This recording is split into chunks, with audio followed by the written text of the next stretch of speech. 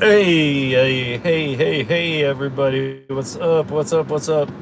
I don't know what happened with the other thumbnail, or the other thing I created. I created it in YouTube Studio, and for some reason, I don't know. I'm even having trouble deleting it or anything. I'm not, not really sure what happened here. Anyway, this is the live one. It's not to Vale. It's to Summit County, though. I got it, and we're going to go do that trip right now. So if you guys want to come into the mountains with me, hang in there. And yeah, if you come on in, hit that like, please. And let me just put this in, and we'll get going.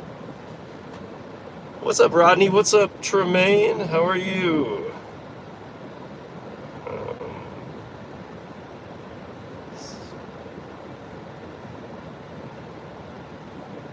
Okay. Hmm. Oh, okay. Well, we'll see how long it takes.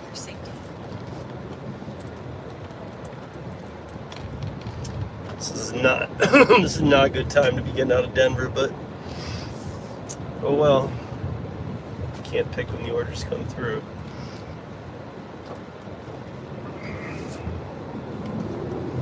Yeah, I've got about 1 3/4 5-gallon buckets filled, so that's about 110 pounds, maybe 100 pounds. And I got to take that up to from here, Denver, to Summit County, which is odd because yeah. So that's where I like to go and hang out anyway. But I got to get up there now for work.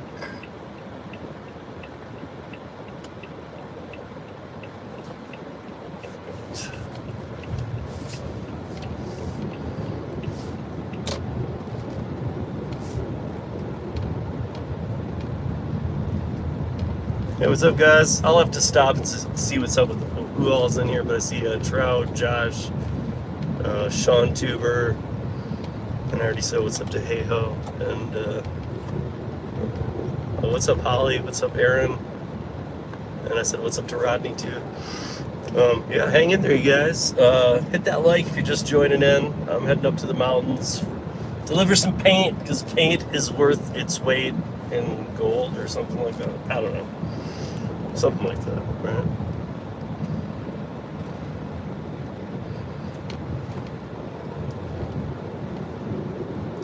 Oh, I have to grab the Joe.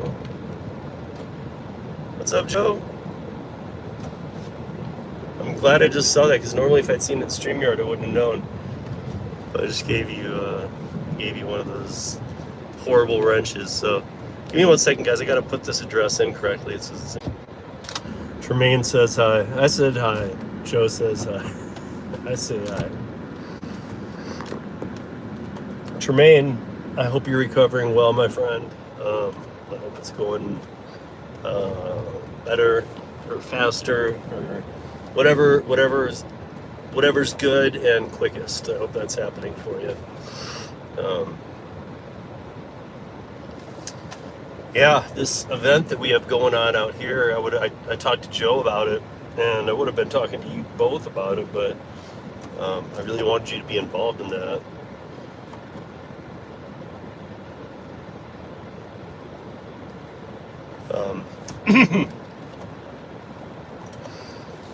Joe, and you had a shoot. Oh, for which movie? Which movie you guys, or what are you guys doing? Joe was telling me some stuff, so I feel like I'm a little caught up. I had a good conversation with Joe last weekend or something.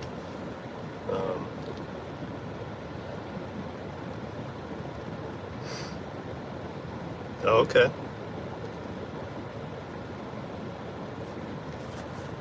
So yeah, Tremaine, for one, if you go to my community page on my YouTube channel, um, like 2 community posts back or something, there's one about this event, and it's pretty. I guess, I mean, we're going to be adding a few things to it, but it's pretty close to what it'll be or what it should be. So that should give you a pretty good idea if you go read that. And then, we can talk after that. I don't know how you're feeling or what. It's coming up kind of quick is the other thing. But I had some ideas for Joe that I would love for you both or either or whatever to be involved. But I do know it's a timing thing too. Hey, you did a nonprofit shoot. I was doing some nonprofit gig work earlier. Just kidding. Only I wasn't volunteering my nonprofit time.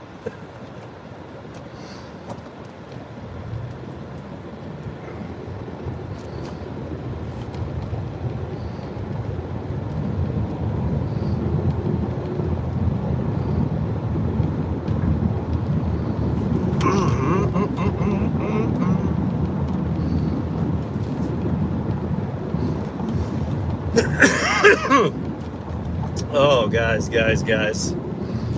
So yeah, you're gonna have to keep me company. Maybe along the way I'll show you guys some of the sick ass views, since this is definitely taking me out of town. So along the way, after I get out of the city, I'll kind of show you guys some things, some dope ass views. How about that? You want to see some dope ass views? So that was another thing. Hey, what's up, Kevin? How are you? Hit that like when you guys come in, please. Hey, but that was another thing too. Tremaine, you and Joe are together, so one of you might know this. So I use StreamYards. I know, Tremaine, you use, I can't remember what it's called, but you use Melon. And you're familiar with that. I'm familiar with StreamYard. I don't all too often do YouTube Live. When I do, it's like these. It's like impromptu, or I actually, they're impromptu, but I try and do one Curri ride along a week. This one was going up into the mountains, but it's usually in the morning, like a Monday or a Friday. Either of those two work well for me. Since I do Curri every day, I just try and do one on Monday or Friday. One of my whichever days, those days that seems best. But I made a live stream earlier from my laptop in YouTube Studio, and I scheduled it for today. I had a picture, used a good thumbnail, I had a picture of Vale on it, said something about Curri, and that's what I had that I was going to go live. That was a thumbnail that I created in Canva, but brought it over to here. It had nothing to do with the thumbnail, but created the event in YouTube Studio. And then when I got into YouTube Studio on my phone, I went to the saved ones and there was nothing in there. So I created this as a backup. If you guys are following this, I created this stream as a backup like 5 minutes before I started it.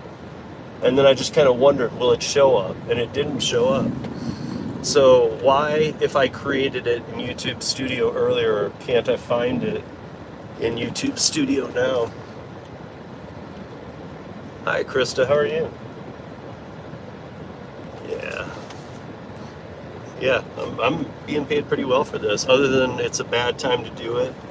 We'll see. I do this trip, like, to me, this is like going, I don't know, like, me to Summit counties, in the winter, that's me 4 times a week, to ride, to snowboard, and do that kind of stuff.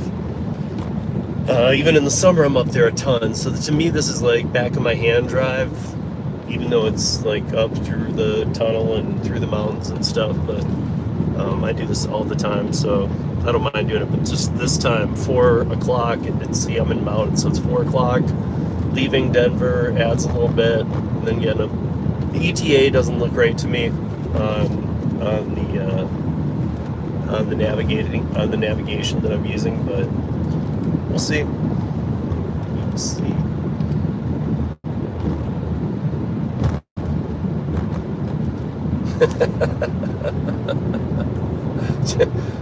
Josh, you're exactly right, though, to be honest.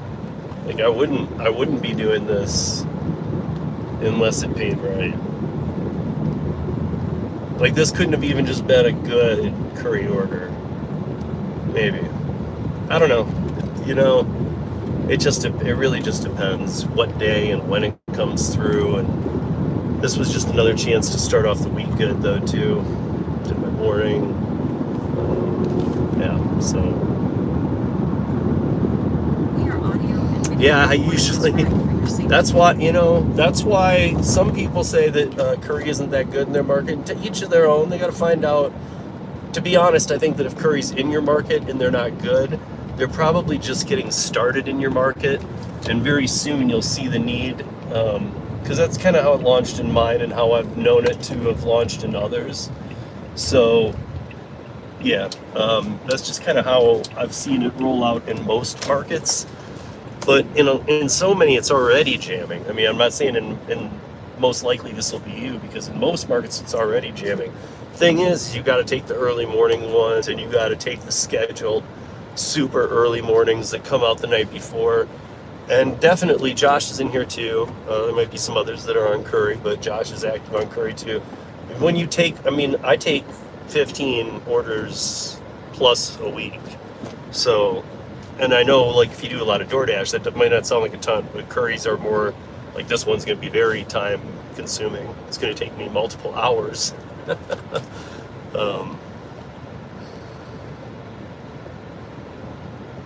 Yeah, see, Josh is saying it right. So, and whenever Curri has, like, what he says, Curri has its weeks, I think of it more like most of the time Curri's fire, and every once in a while there's like, come on, get the offers out. But I feel like that's an onboarding week. Whenever they do an onboarding, I feel like, it's almost like they want the newbies to grab it or not grab it, see who's kind of really going to take this seriously, or who just downloaded it to have another app. Because that's one thing for sure. Like, if you don't want to do Curri, don't do it. But I wouldn't suggest. Like, if you're not going to be willing to do some, I guess they don't have to be long either, market to market. But for me, I love the hope that every day a long one might come in, or a super whale kind of thing, like my whole day, one trip. But even multiple days. I did to Vegas, so I'm on other apps that do those too as well. In fact, when I get up to Summit County, I will be hitting up 3 website boards to see if anything needs has anything coming back towards Denver. I even thought to myself, and you guys, no, I won't even say it. Because I know the city too well. I just feel that kind of comfortable with it. It's a little mountain town, but yeah, I even was thinking about going by they have a train bus station, and it's just one little one. But I was thinking about going by that and seeing if anybody missed the bus down to Denver.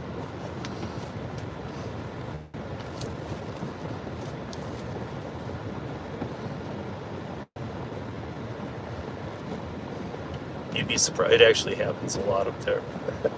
They only have like 3 buses a day. 2 are in the morning. One of those 2 is like the super late morning, like 11:30 or something. Then the other one's like 3:30 or something mountain, and right now it's 4 o'clock here. But if you miss that one, you're screwed till the next day. And if the hostels are full and such, and you're traveling solo, and if you're riding a bus, most likely you don't have the amount of money you need to stay up in Summit County for the night. So the only shot you'd have is there's some hostels up there where you can stay. But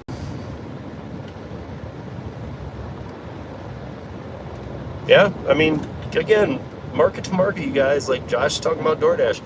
I don't bag DoorDash.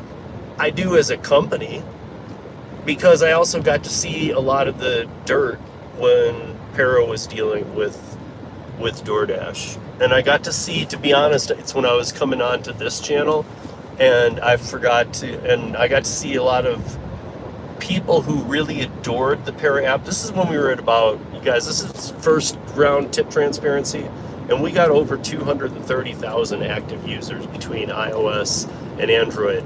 And in fact, only about 40 plus thousand of them were Android users. So it was, the biggest deal was 190,000 plus iOS users. So people that just wanted that, and they were great to us. But when the TT went down, I was the driver advocate since Paris began. And dude, even people I knew from the Facebook groups and other groups were just, wow. I mean, I gotta tell you guys, like, we didn't like it either. But to be honest, like, I was shocked at how people who loved the tip transparency app, how mean and hateful they were at Para. You know, first there were, you know, the first go around, there were the false allocations about, you know, if you use it, you'll get deactivated. Not one deactivation. And then it was everybody who did use it, who loved it, it's like, oh, it's the shit. And I kind of always thought, man, this is not the best, because that wasn't, when David had autonomy.jobs and it turned into Para, the idea of Para is more of all of the ideas that are going on with ParaWorks and things like that right now, and some legislative stuff and things like that. I think the tip transparency thing is something we just tripped and fell into with Jeff. And then even after the first cease and desist, it kind of went into our drivers' rights movements and our rights as drivers or as independent contractors to use all of the tools we have available to us, and to make our choices using those tools to determine which jobs, or in this case, orders, you would want to take. Meaning that we took a stance that second cease and desist against DoorDash and said that they needed to put it up, because if we were truly classified as independent contractors, that if they didn't put it up on their platform, the complete transparency on every order, and then they had no say in third-party apps like Para letting independent contractors use the Para app, because that is their right as an independent contractor in this country. Because this was one of those cases where, you know, it was just word manipulation. It was DoorDash wanting to pay drivers like independent contractors, but treat them like employees. So, you know, the biggest perk to being an independent contractor is having that right. So if that right gets stripped from you, it sucks. So anyway, we have not played nicely with DoorDash, and I don't know. I you know, I still have DoorDash active. You know, whatever. I still do things from time to time, and you know, I'll be honest, even Para tests from time to time. But if you notice, even the connections down within Para to DoorDash, where, you know, if we came across a legit one, would we use it? To be honest, like, I wouldn't answer that question today until I talked to the team. Like a month ago, or 2 months ago or so, I said, oh, sure, yeah.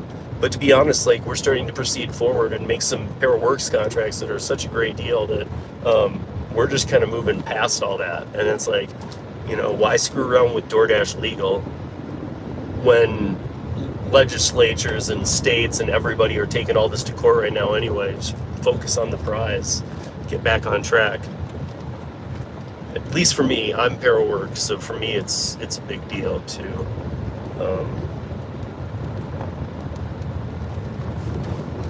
You know.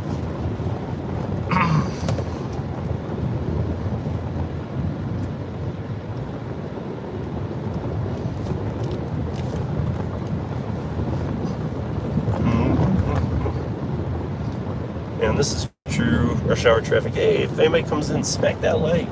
Hit that like, otherwise people don't see it. And people are definitely probably confused because, I don't know, this is, again, another reason that I don't like YouTube Live.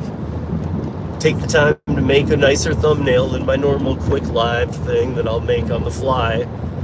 When I do an impromptu, I knew a little ahead, so I created that thumbnail in the live, then I couldn't find the draft. I had to create a whole new one, so I don't know. I don't know.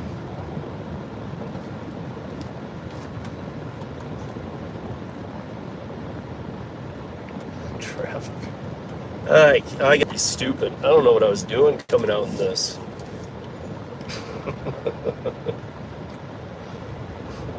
Well.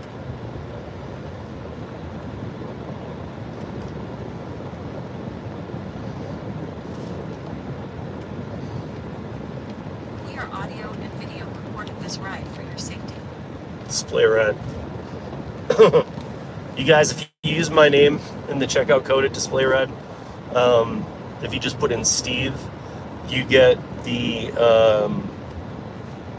monthly service of 25 becomes 20, and it's very worth it. It's a whole phone data line so that it's uploading to the cloud real time. You guys can learn about it. But Display Ride's pretty damn awesome. I've had it for over a year and a half maybe now, and just too many features to even go over. But we did a live on Parachannel with it, so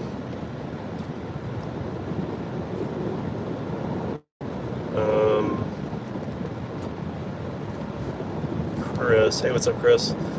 If anyone do Curri, make sure. Yeah, we've already talked about that, haven't we, Chris?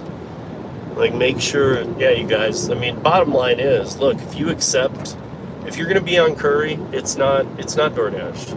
Even though DoorDash is trying to change their standards and stuff, it's not like any of these apps. You know, if you're gonna take an order, take it, and then fulfill it too. You know, don't.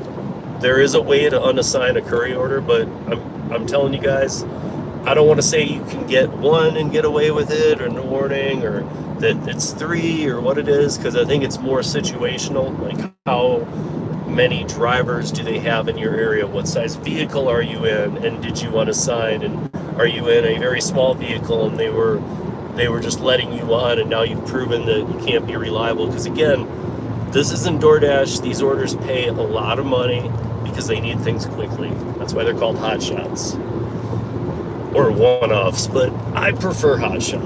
So these hot shot runs are, you know, these are people needing something like now. In fact, like, what time does it even say I'll get there?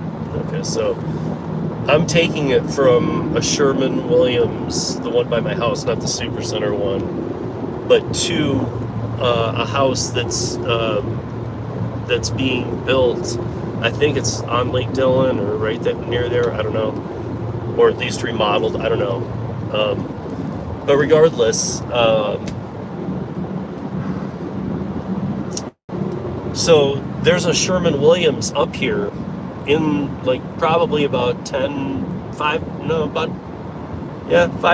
to 10 miles, right about, closer to 5 or 6 miles away from this delivery that I'm making, from 67 miles away.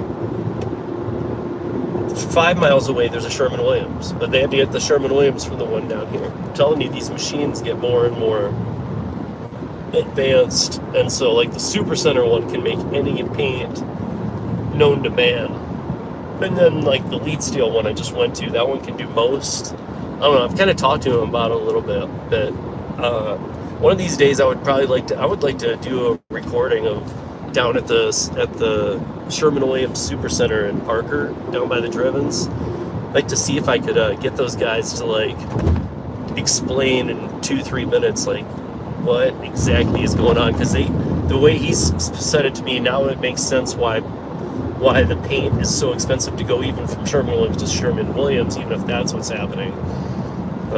Kind of makes more sense, but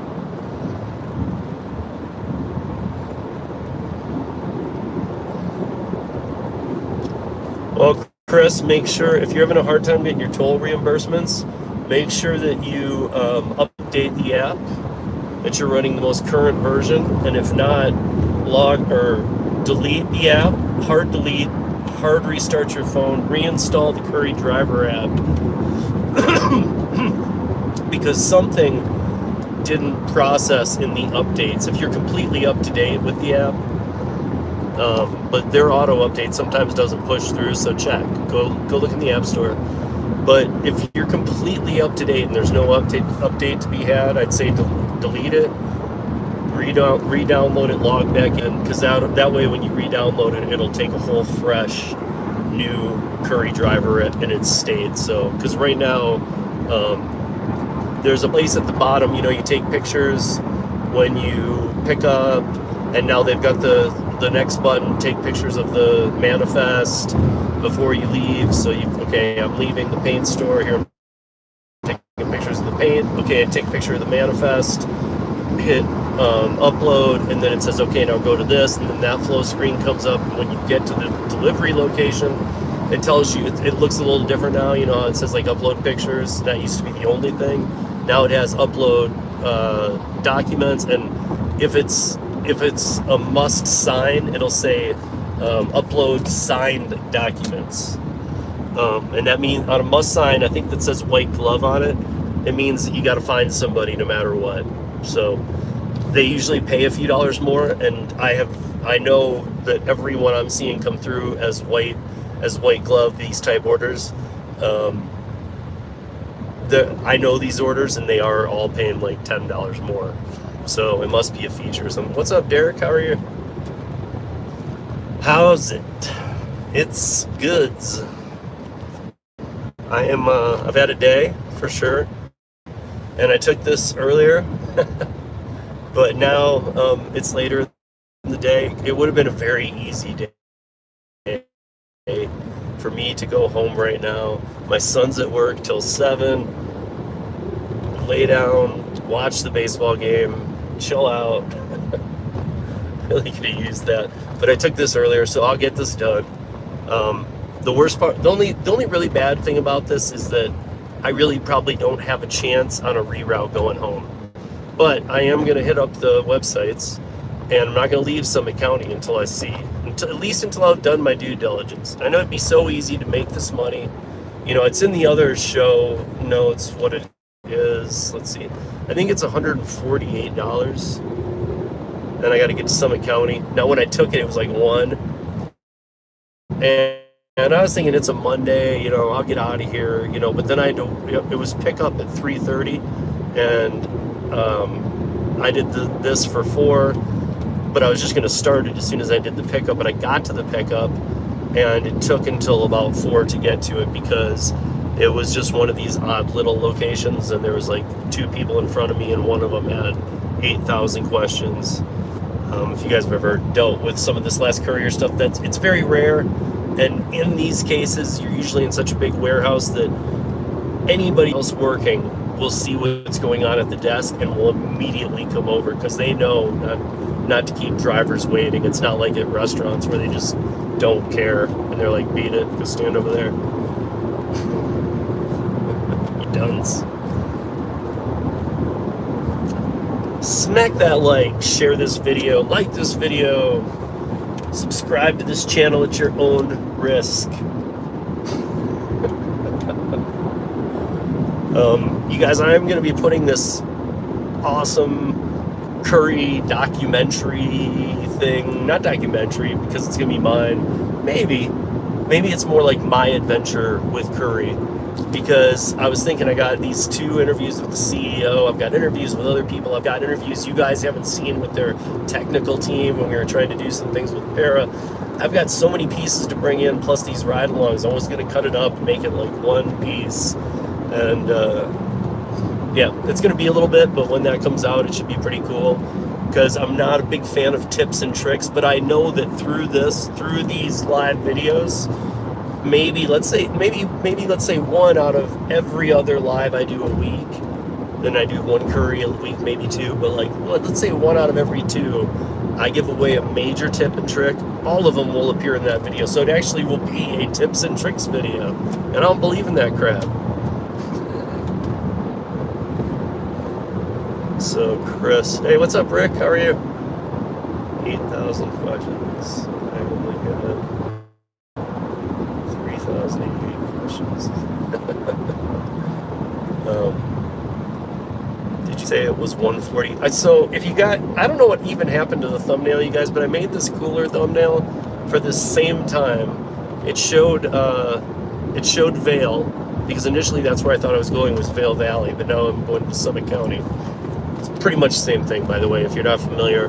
Where Summit County ends is at Copper Mountain, and Summit County has Silverthorne, Frisco, Dillon, Breckenridge, Keystone, all that's in Summit County. And Summit County, as soon as Summit County ends and you're going west, you go down Vail Pass, and at the very bottom of Vail Pass is Vail. So literally, as soon as you leave Summit County, you're in Vail County, and then if you're going west, if you're in a car, as soon as you leave Summit County, within 10 minutes you're in downtown Vail. So it's literally right there. So it is one and the same. It's a little closer. I guess that's cool. But so what's up, Rick? Chris, I did that and not luck. So okay, I'm not sure why you're not seeing. When I'm done with this, I'll show you what I'm talking about. But at the bottom of like upload your pictures, upload signatures, and manifest, when you drop off, there is a button that says tolls and reimbursements or something. And if you hit that, it should auto-populate the tolls that you went through. But if it didn't, you can manually enter them in and then come back out. So it looks like, like need help is at the bottom, dimly written, because at this point you're closing out the order. You've got an open ticket, you're delivering, blah, blah, blah. And right down at the bottom, it's got, it's got that. So if I don't know, I would make sure that you hit that and just make sure that they're all in there, because they know from GPS which way you took, and that GPS should register those tolls and auto put that in there for you, so that when you look at the final tab, you see that. But here's another thing. So let's say that, by the way, guys, even though they're wrong, sorry, Aaron, like this. Well, then how do you drive a stick shift, brother? Which, that was my first car, was a stick shift. That's probably part of my habit, as I keep my hand over here. But yeah, the update, maybe you just missed it, Chris, because the update does have it. I'm telling you, it's got the tolls at the bottom. And you should be able to push it, and it says, here's your tolls, and then you can add them. So like, if you're like, no, like for us it's 470. So if I'm like, no, I use the 470 toll. But here's the thing, if you might have to, we all know this, if it's new build construction sites and they're hard to pinpoint on Google Maps or on Waze or whatever you might be using, Apple Maps works really well if you're using an iOS for the new builds, and it'll help you between Google and that determine which one. But if you're doing a pickup and it suggests, I would always, for just the point, like if you're using tolls, at least do this. When you leave the location where you did the pickup, hit Google Maps, hit routes, and see the top 3 routes, because the top 2 usually Curri's down with those. The third one, sometimes they're not. So like if the top 2 are not toll roads and they get you to where you're going, and even if it's like 5 minutes or longer, and the top 2 on Google show those 2, but the third one is a toll, or if the toll doesn't even show, then it's for sure. But if the third one is a toll and that's the way you're going, you could still auto input it. They'll pay it back. I mean, as long as they can go back on your route and say, yep, he went that way. But I think they somewhat work off the Google system for when they're like going, yes, this will need a toll. So that might, even though they've got live GPS tracking on you, it might be determined auto by like, do you have to go that way or whatever. You don't have a stick shift. Yeah, dude.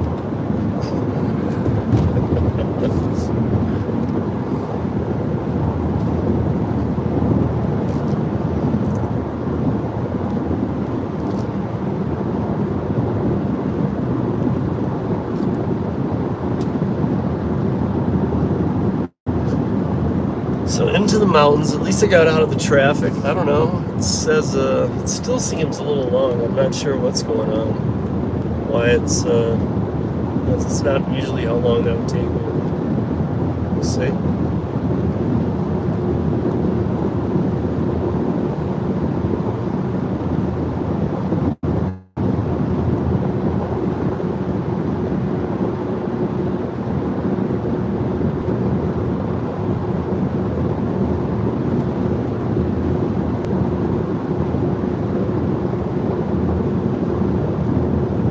Well, Chris, you can probably, dude, just look it up.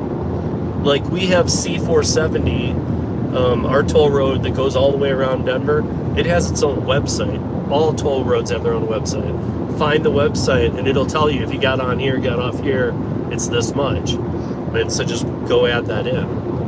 And then you'll know every time, too.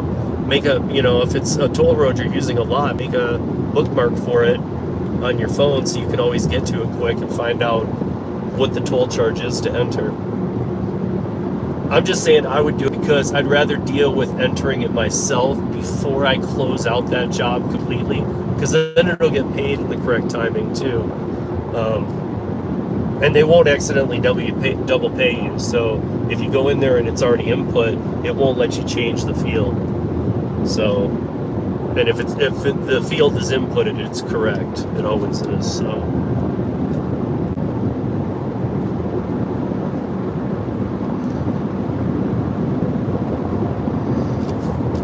Yeah, I would just make a bookmark. Like I know my tolls now.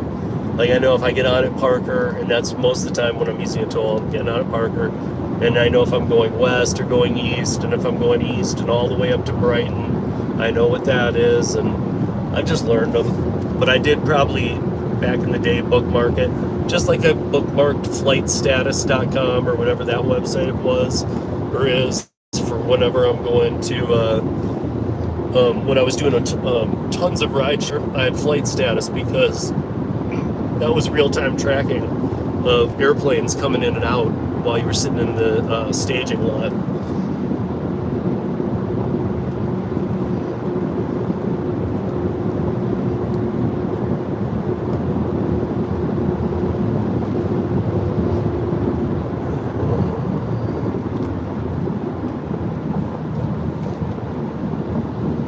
Come on, mountain people, let's go.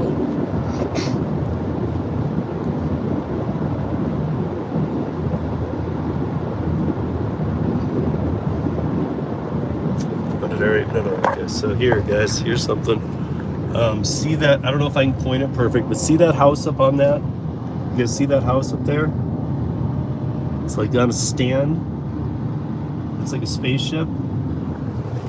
So that is it's been here forever. It's a really strange house. I've actually been on the inside because a contractor that worked for me at the bar actually had done some work for that.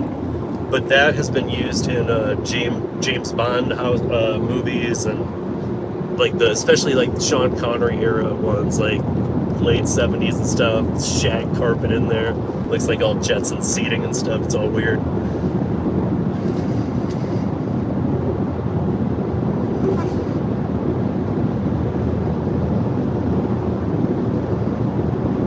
Yeah, I wouldn't doubt it, Derek.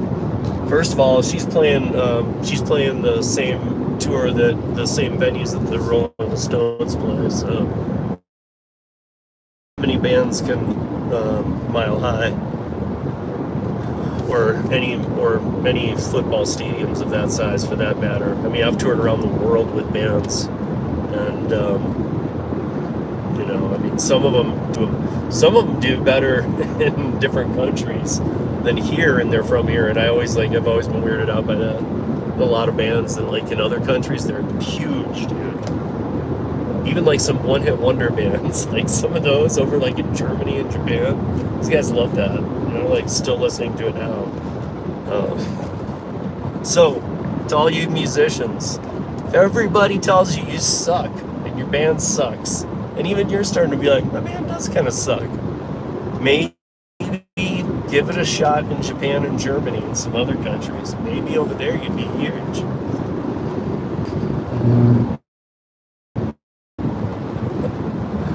But I know somebody who's worked with Taylor Swift's tour before, It's a big ass production for sure. And a lot of safeties are involved, so you have a lot of production hands involved in that one. Beyond the staging, the setup, the lasers, the lighting, the riggers, the camera crews, the cans, the LEDs, all that stuff, the staging itself, and then the amount of people that they have running the real time is crazy. Usually you have like a director saying which camera to go to, and they're kind of at the main board watching everything. You know, it's usually the staging company's production manager that runs the show, but and then the backup person is usually the tour manager for the band. But in this case, I know that Taylor Swift's whole organization runs the whole show, and they run a tight ship, but they house about twice as many people when they come into a town, so they have a lot of people that work on that. And I'm not talking about like concert security, I'm talking about people who just get the show ready, put it up, tear it down, make sure the effects are safe, because she has some things blow up. So if you guys have heard me talk about this before, I've done it for years, been with laser, done lots of lighting, done some sound, but I've also done some pyrotechnics, and she does some pyrotechnic stuff that are very dangerous. Like, even, you know, she's fine, but I mean, like, unless something really bad happened. I mean, like, we've heard of it, you know, but that's the kind of professional she works with. She's probably safe.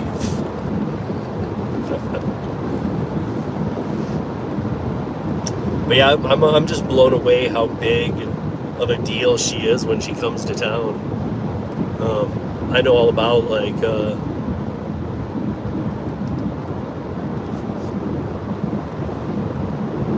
yeah, I don't know, Derek. You know, and who's paying it these days too, with the donkeys sucking so bad? It's like, sorry, I shouldn't say that. I live in Broncos country, but I'm a Lions fan forever, so, which nobody in their right mind can rip on me, because we have dealt with decades of bad. And for you non-believers, because I'm not somebody who says, oh, this is the year, that's the year. But my cousin's pretty damn in tune with the Lions, and he never gives them any accolades. He's always, they're going to suck next year too.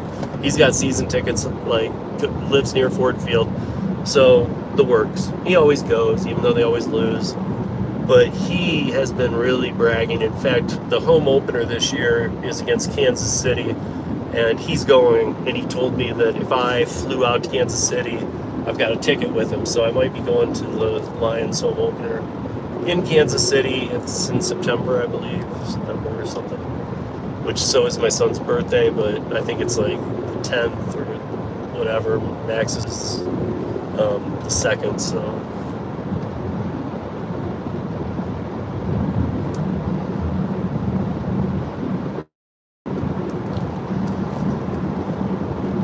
You mean, and Derek, when you say that, like the rent for, you wonder how high the rent is for Mile High, for who? For like, you mean like, when you say rent, are you talking about like when a band comes through, like, okay, the Chili Peppers were there last year. It was another band that I was really pleased to see sell that out. That's I don't know. I've been seeing, I've known of the Chili Peppers since they played this 140 person venue in Ann Arbor, Michigan, and a lot. I mean, Nirvana played there. I got very lucky in the very early 90s. I got lucky to see some of these bands before they were, right when they were on the cusp of just blowing up. And I mean blowing up. I saw Blind Melon with the original singer. I saw, you know, like all those bands, man. I mean, I saw Pearl Jam once before they were Pearl Jam, if that makes any sense, because Pearl Jam was Mother Love Bone and had a different singer, and he died. And then for a while, I don't know if they did anything Mother Love Bone. Then they went with Eddie Vedder. and then they began Pearl Jam. But so 2 nights rent. So okay, 2 nights rent for a Taylor Swift show. Shit. Oh, hey, thank you, Thomas. I'm glad I see that in this YouTube live. Again, this is not my interface normally, guys, but thank you very much. I appreciate that. So 2 nights rent at Mile High. To be honest, I have no idea. I mean, it's got to be outrageous because even though there's no event going on there, you'd think like, well, I mean, it's that or nothing. But they also have to have high standards of who they rent to, but also you have to pay the fire chief when you're going to have a live event there, or you need to pay the city all kinds of ordinance fees, and there's so many fees behind just like what the actual venue cost. When you rent something that doesn't serve as a venue for music very often, like, I mean, what do you think, Derek? Like maybe twice a summer we see a concert at Mile High, maybe. At least, usually lately, the last handful of years, once, maybe twice. Damn. That was a 18 Shamrock 18-wheeler, and the whole front end of the back piece, not the cab itself, but the trailer, was all on fire, and there's like 2 police cars there. They had removed it from the cab already, and they were just letting it burn out. That was weird.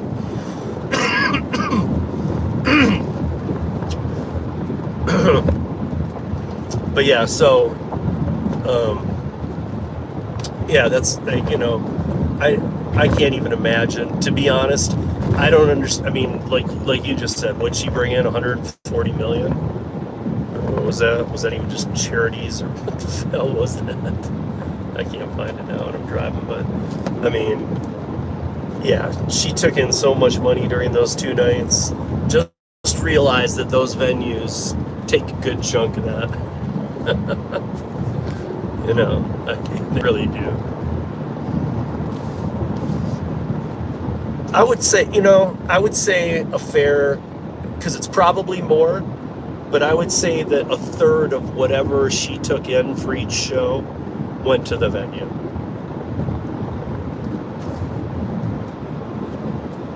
So multi-millions. I mean, if you said 100, I can't remember, if you said 140 for 2 days, so what, 70 a day?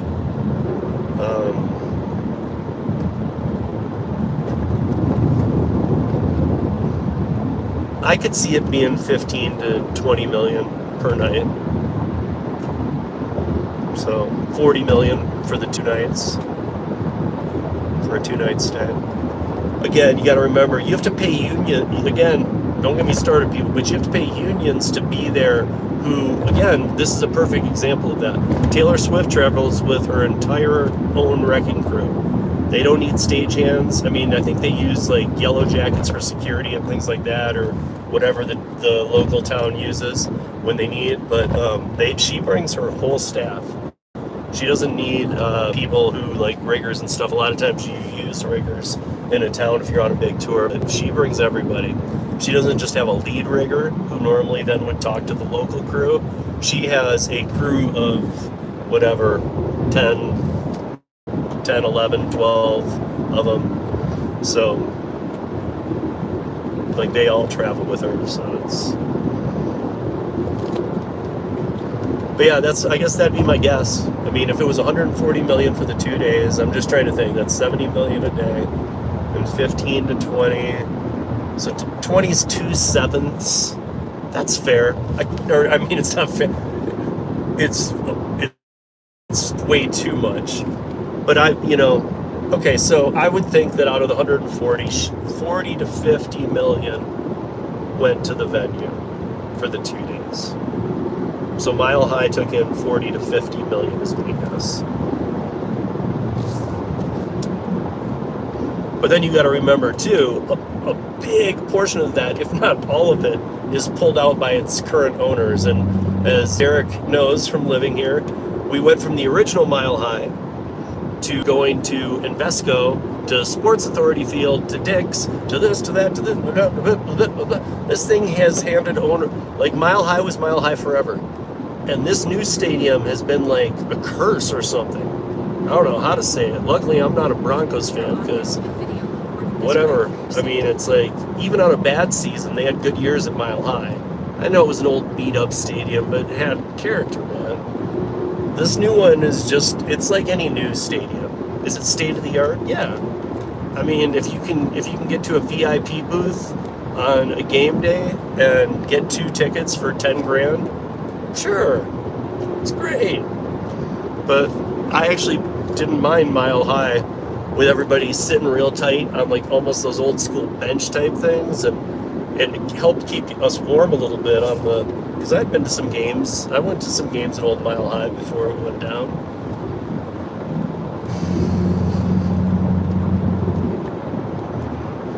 But it's also been a long time now. Can't remember.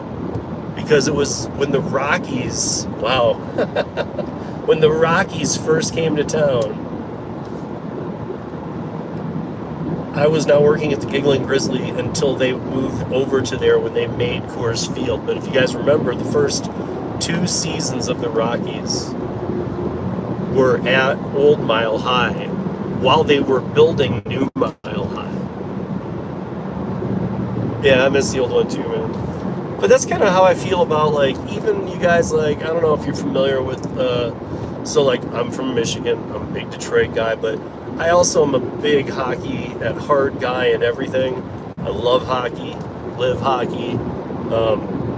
To this day, I don't care what your favorite sport is. I mean, I do, and I like and respect all sports. But there is no better person on the topic of sportsmanship than Steve Yzerman. And if you don't know that story, go look up Steve Yzerman's history and just the way he handled things, the way he captained a team, the way he handled responsibility being taken away, being with a horrible organization during a time of horrible management and having to lead the team, and just everything that he's done. Does he come out like as the top player of all time? No. But is he in those top players? Yeah, because, and it's not just, his ethical balance and whatnot, and his sportsmanship, but it's also the way he played and the way he commanded a team. I mean, he was pretty amazing. Even in those last years before he went to Tampa to help that organization, and now he's back in Detroit. But before that, there was Zetterberg and there was Datsuk, and I don't know if any of you remember, but there was a time when you could say to an iPhone, to Siri, you could say, "Who is the Magic Man?" And it said, "The Magic Man is Pavel Datsuk of the Detroit Red Wings." So, but anyway, when they moved from the Joe to the Little Caesars Arena, now remember, for the quick lesson to those that don't know, the Ilitch family in Michigan owns Little Caesars Pizza, and they own the Detroit Tigers, and they own the Red Wings. They don't own the Pistons, and they don't own the Lions, but the Ilitch family owns the Tigers and the Red Wings. And Ilitch Sr. died not too long ago, and his sons have kind of been balancing back and forth the monies to go to the Tigers or to the Red Wings, because they're both in complete rebuilds. And so right now I think more money's getting allocated to the Tigers. But regardless, that new arena, to me, like that again, it holds some more people. But don't get me wrong, guys, if you never went to Joe Louis, it sits on the Detroit River. It is in the heart of it. And I mean, it's not like the new one's that far from it, but it's more like kind of where the theaters are and the live music at night and stuff. It's across the street from the new baseball stadium. But the old Joe Louis for hockey was the bomb, dude. Like, the way that the boards flexed and played, people could be put into the boards and not get hurt and come back out of them. And people knew how to work the boards in Detroit. Like, even opposing teams loved coming there because the boards, there's a thing in hockey, are how active are the boards at that arena, you know, and it actually has different ants. Like if you're like, dude, harsh, that could mean good or bad, you know. It's depends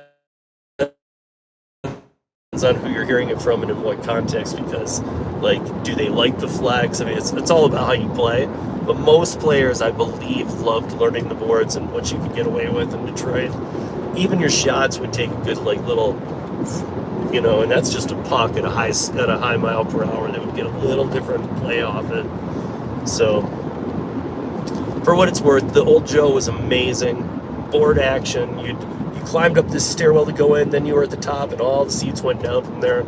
And now the new one has just like, it's got this thing called the gondola seating, which is like you're above the ice with these suspended pillars, and you're like a very steep grade, so you're like looking right down on the game. So I mean, there's some cool things there, and they got it's like this hockey walk of fame around the whole place now. It's like a hall of fame almost, but it's pretty sweet.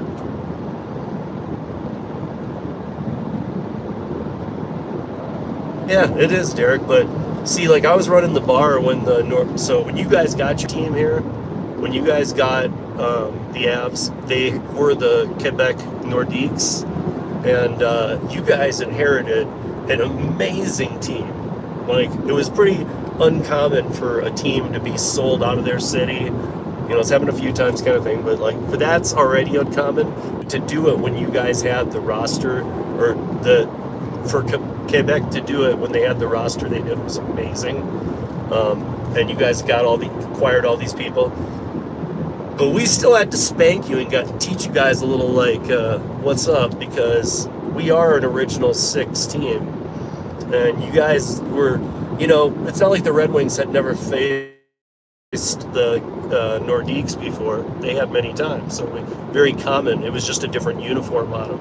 And when they had that, I feel like when they were here in the United States and they put that Colorado jersey on, they kind of felt like, okay, this gives us a little different position. But then if you guys don't remember, I would tell you to Google Red Wing, or to YouTube search Red Wings Avalanche Bloodbath and watch Detroit beat up every single player they have or had, because we just don't roll like that.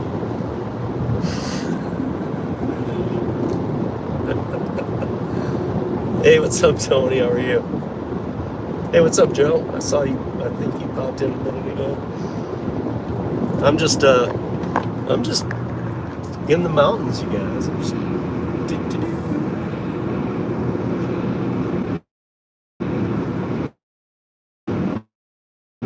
So, Tony, do you know when I make this turn, I got to take it away, or else you'll know for sure.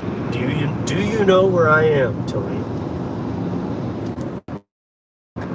Okay, TikTok.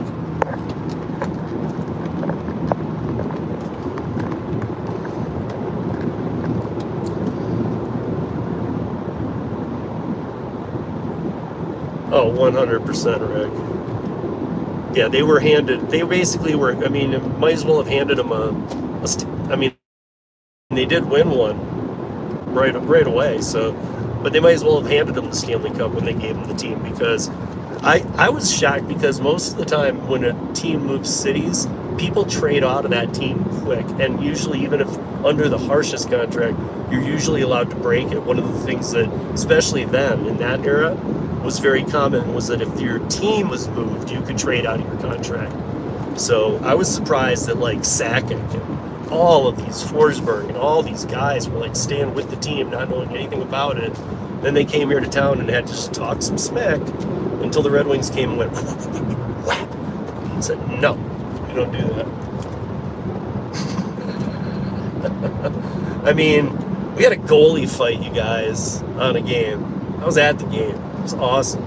It was, what's his name? Wah, and it wasn't Osgood. Osgood was our main goalie at the time, but it was his backup, Vernon. So it was Vernon and Wah at center ice, just taking all their gear off. And even that, you know, it's a little harder to tell, but because they took all the gear off, you can clearly tell Wah got his ass handed to him in about 3 punches. I think it was the biggest part of the workout there was, I think, for both of the goalies, was getting their crap off to fighting. By then the workout was over. It was like, can we even throw fists? But I mean, like, if you watch that bloodbath highlights, I mean, like, there's one reel out there. It's 4 minutes. It's got a song in the background. I've heard it on YouTube. It's got a ton of views. It's awesome. But if you watch that, there's blood all over the ice. Oops, I might lose this little. I got it right now. But as Probert exited the league, who was like the monster of all monsters, he was the fighter of all fighters. Like McSorley, all the tough guys couldn't really stand up to Probert. And he was there to do damage. I don't even know why they gave him a stick, to be honest. I just for make it look like he was playing. Yeah, I don't know. I think that Darren McCarty's like, who was it, Lemieux or something? Lemieux like started something with McCarty, and I knew how bad that was going to go because McCarty already wanted a piece of Lemieux. But for Lemieux to start that, and you guys have to know a lot of the history, there was a lot of crap that Lemieux did, and Darren wanted a piece of him because it was crap. It was crap. And so in this game, we still had Scotty Bowman, our coach, one of the best coaches of all time, and he was definitely all over, he was all over Darren, saying, don't get in fights, don't get us penalties, nothing. So you could tell he was ramped up when Lemieux did the littlest thing. I was at Darren's stick and his gloves all in one thing came off, and he just started beating the crap out of him until Lemieux turtled, covering his head on the ground. Dude, and by the way, if you guys don't watch a lot of hockey, turtling is what no man does in hockey. Turtling is like crying on the ice and saying, please stop. No hockey player turtles. And Lemieux turtled big time. Like that. I've watched it from all angles. The replays.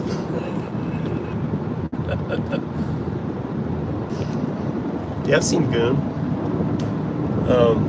I don't care that it's old. I still love slapstick. And I'm not dating myself because actually that movie should be even before my time. But I really do like that movie.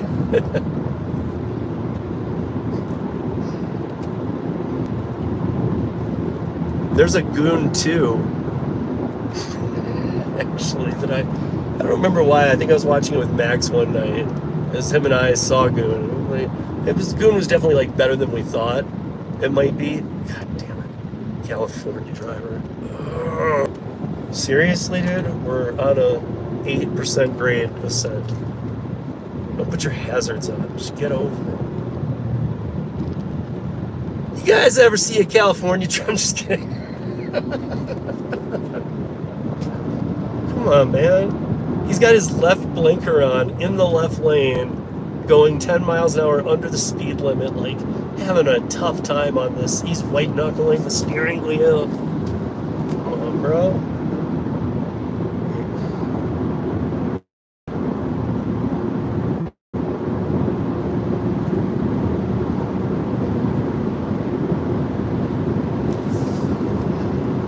Hey guys, look over there for a minute.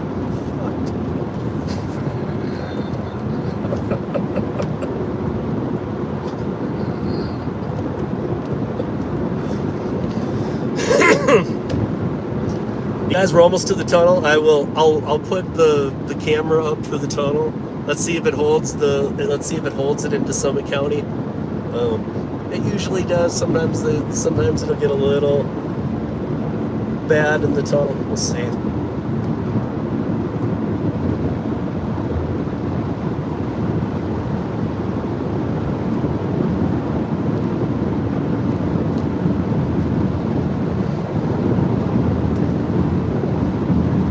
Okay, so I don't remember what it said initially, but it said like an hour 45, and I'm not an hour 50, and like it's not that long, you guys. So like I'm almost to the tunnel, that's good. So, yeah, I don't know. I think this is gonna be way quicker. I don't know why the maps were reading it wrong. Maybe it was that truck that was on fire, because that thing was no joke. I mean, half of the trailer was on fire and like collapsed, and like it was a big fire. So I don't know. Maybe that was a bigger deal. Somehow they got it off into a runaway truck ramp. And for those of you that don't know what runaway truck ramps are, anything above a 5% grade that travels longer than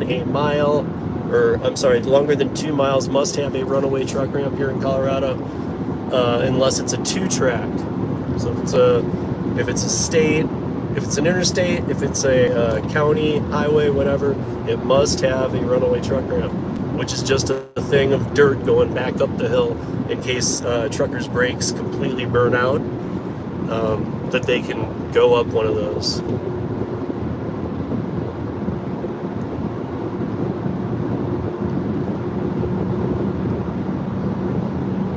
All right, Rick, so you're a big hockey fan too, yeah. I'm a big hockey fan too. I've been going to the Joe since my grandpa was taking me.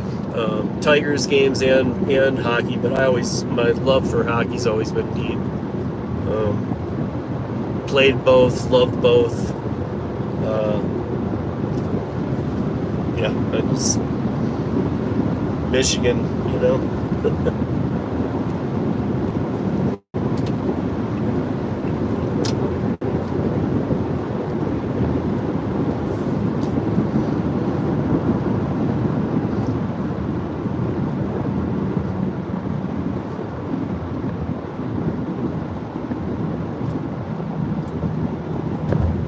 Hey Thomas, luckily I'm in my car. I had a quick second and I saw that, because when I do it on StreamYard, I don't know, but I just made you a moderator, so there you go.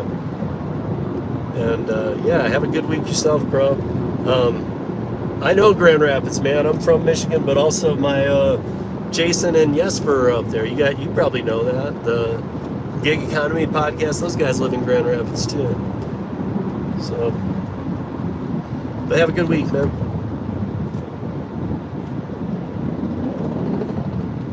That was a little bit of everything, Derek. I mean, I like to scrap, man. I'm okay with that.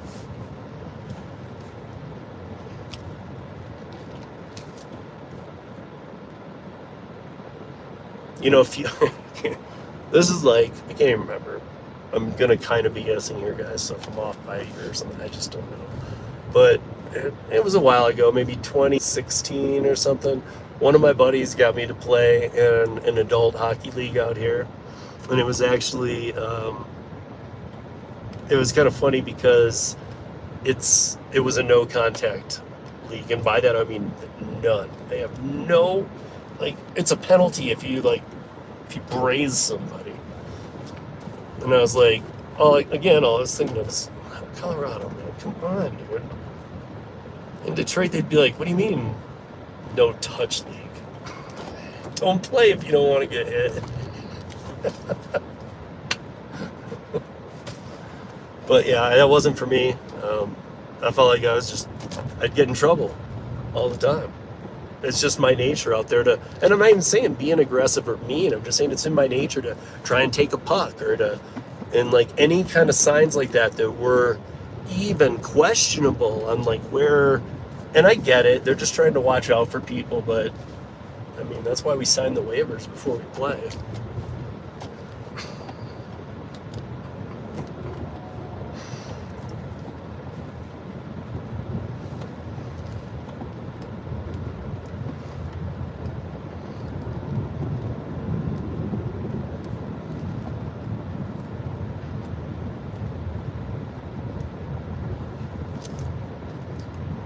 So now here at the tunnel, right as I said, what was so slow? Now here at the tunnel, it's getting slow. I don't know why.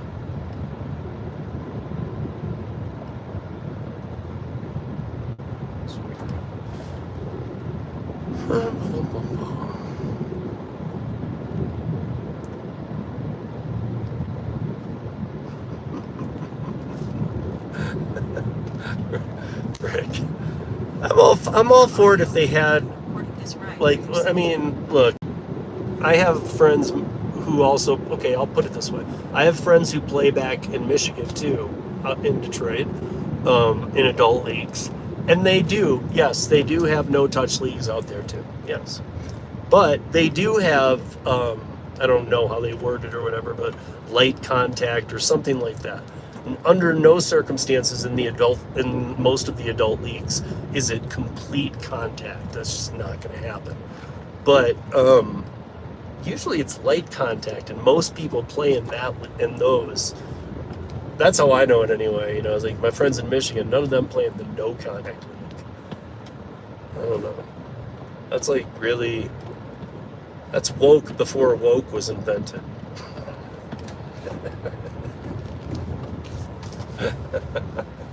I'm just kidding, guys. I'm just busting on woke for a minute. Just kidding.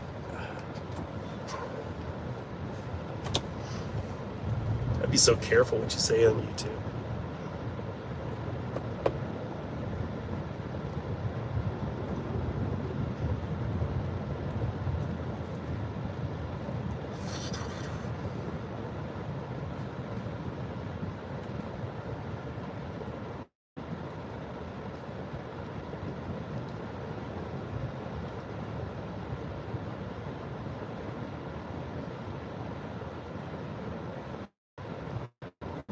This is weird. Come on. Hey, people. I know that, I don't know who hit like, who didn't, who what. Derek, is that even hockey? See, that's what I think. No contact? No, it's not hockey. You know what it is? It's that, remember that hockey game where now they had then changed it to where the players could slide back and forth and you could spin them, almost like a foosball table, but they were sitting on the ice with their sticks out. But do you remember the original ones where you couldn't even move them back and forth, just spin them? That's how what I feel like no contact is. You can just sit there and spin, like, oh, but you can't like move. It's like hockey with social distancing. Don't come 6 feet within me, man.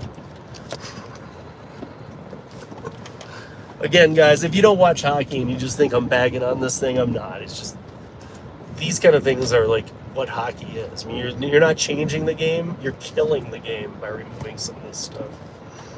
Because like Rick's been watching for a long time. I think I'm getting the feeling Derek has too. I mean, I know we've even seen things we hated. They've tried things we hated. Like, remember when they were trying to, for like 2 years during the playoffs and stuff, remember when they did the illuminated hockey puck? Like, it would be like blue unless they hit it really fast and then it'd be red. So like when it went under a board, you'd watch this dot. That always pissed me off because I'm like, those of us that know hockey know where the puck is. We know if somebody slapped it hard against this wall, it's going around back behind the net and they'll pick it up on the other side. It was weird. It almost took away from me seeing the damn puck.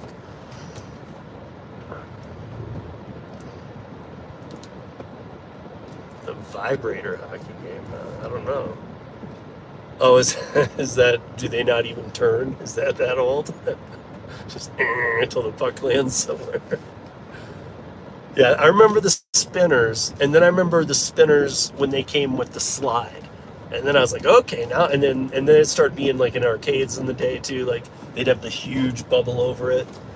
Like that was cool when it could spin. They'd usually, like a foosball table or like anything in a bar or, you know, where you'd find these kind of games, they'd usually be pretty beat up. There'd be at least one player broken or his stick smacked. I don't know. But that kind of reminded me of hockey. It was just like, oh well, man. It's hockey.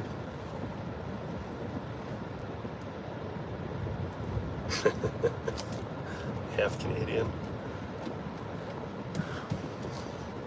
I'm surprised. I'm just surprised because normally I don't get a lot of hockey people in here. Actually, like, I mean, the people watching went down to 3. Yeah, it was like, I think it said 12 a minute ago. We kept talking hockey and they all left. So hopefully Derek or Rick didn't. So far you haven't hit the like button. You can do it now. Let's get some people back in here for a minute.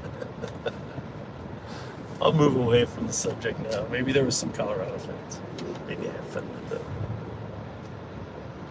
I really have no idea what's going on here, you guys. This is not a spot that is usually slowed down at all.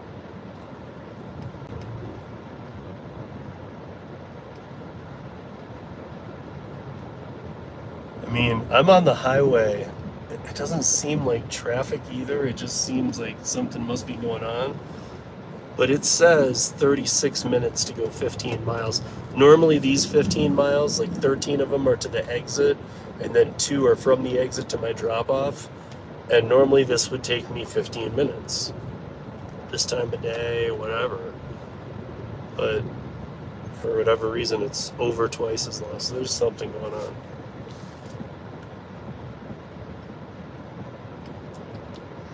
But it was 100 degrees in Denver today, and I know I'm not showing you the true deepest Whitecaps because we're not that deep, but I know it was 100 degrees in Denver today, and there's snow.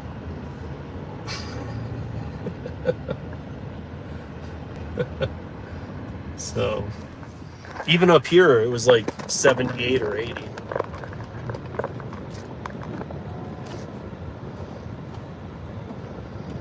Currently 3.43 per gallon. Okay, so I know that like a lot of states are used to 87 and 91 grade fuel.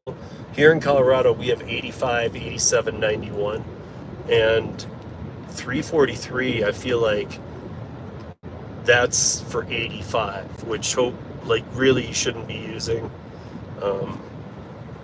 You know, most states are 87 and 91. Like I said, that's it. You don't get the 85 choice. So if you're talking about 87, here that's about another. You know, that'd be about. It's over $4, unless you're getting some kind of discount, or like me, like I get King Soopers discounts from my dumpling shop, or some of them let me use my card because they don't have a car, so they don't need the mileage points.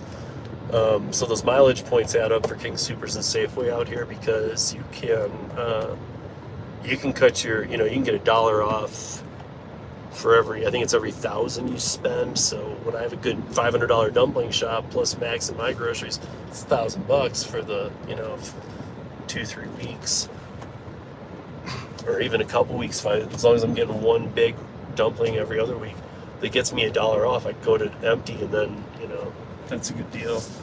I know that Get Upside used to be a thing, but and then somebody else was telling me to check it out, so I re-downloaded it about a month ago, and I just didn't see it between some of the discounts I get,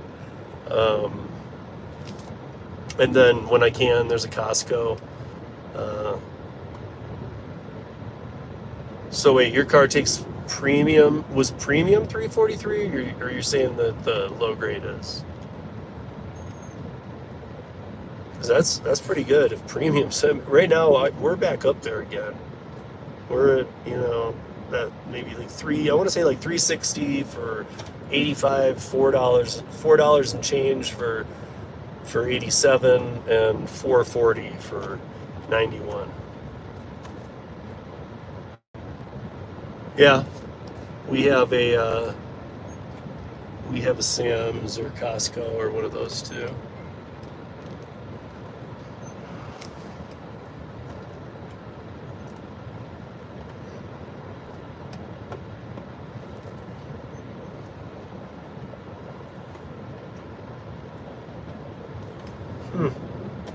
What is going on? Come on.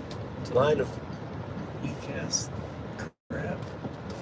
But yeah, why are you guys looking at me here? The Rockies people.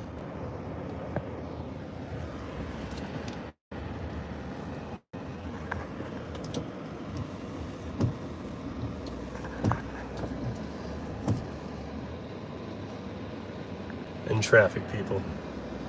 There's more traffic right here than there was when I left Denver. And that was Josh B's concerns that I didn't traffic. So now here I am hitting traffic. Luckily, when I get up here, the other thing is after I do my drop off, I do have some friends up here too. So I'm going to definitely check in with a couple people, but I'm also going to be looking for something going back.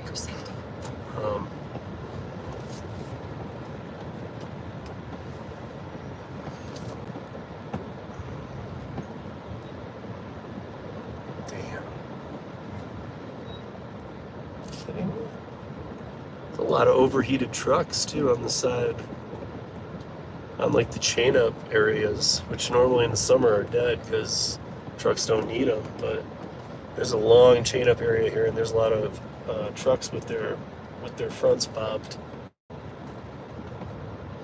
Telling you, being a truck driver in the mountains, anywhere but in the mountains, make sure that you guys give these guys the room they need. I see so many bad drivers up here, in the city too, but any truck driver's used to the city, bad drivers. And I'm not saying that's okay, but a lot up here, you guys, like, it's all downshifting the load. I mean, you're braking, you're downshifting. I mean, it's work. It's heavy work, and to cut off one of these guys can literally put the fear of God into them, because if they already downshifted their load one, and they can't downshift again yet, and you pop in front of them, even if, like, you know you're going to be accelerating and whatnot, they don't. And just give them a lot of space, especially when there's gradient, or when there's grade to anything. Okay, so that's just a runoff. That's not a waterfall, of course, but that's just a runoff.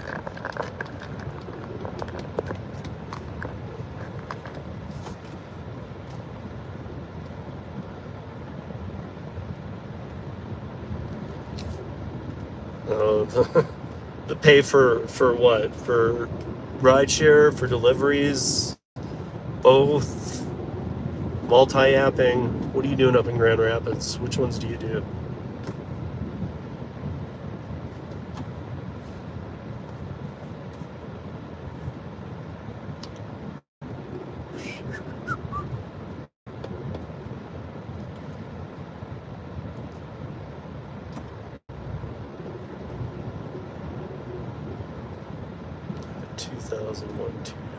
Okay.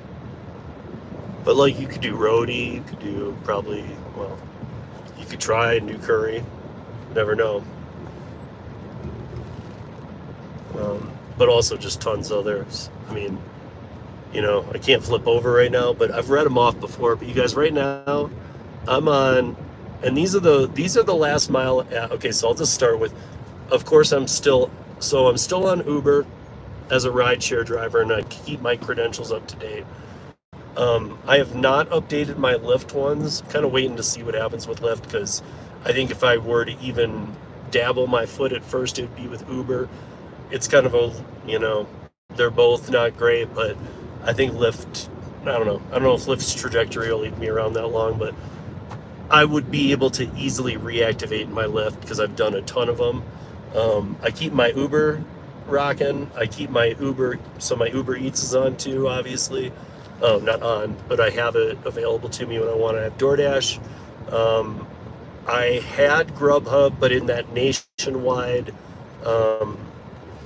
email offboarding, they offboarded me, and because I see next to no Grubhubs, I just didn't even bother getting back on it. I'm on Instacart and I'm on Shipped. But then on Last Mile Couriers, not to be confused with Last Mile Food, I'm on Curri, I'm on Metrobi, I'm on Bungee, I'm on Drop Off, I'm on Axle Hire, I'm on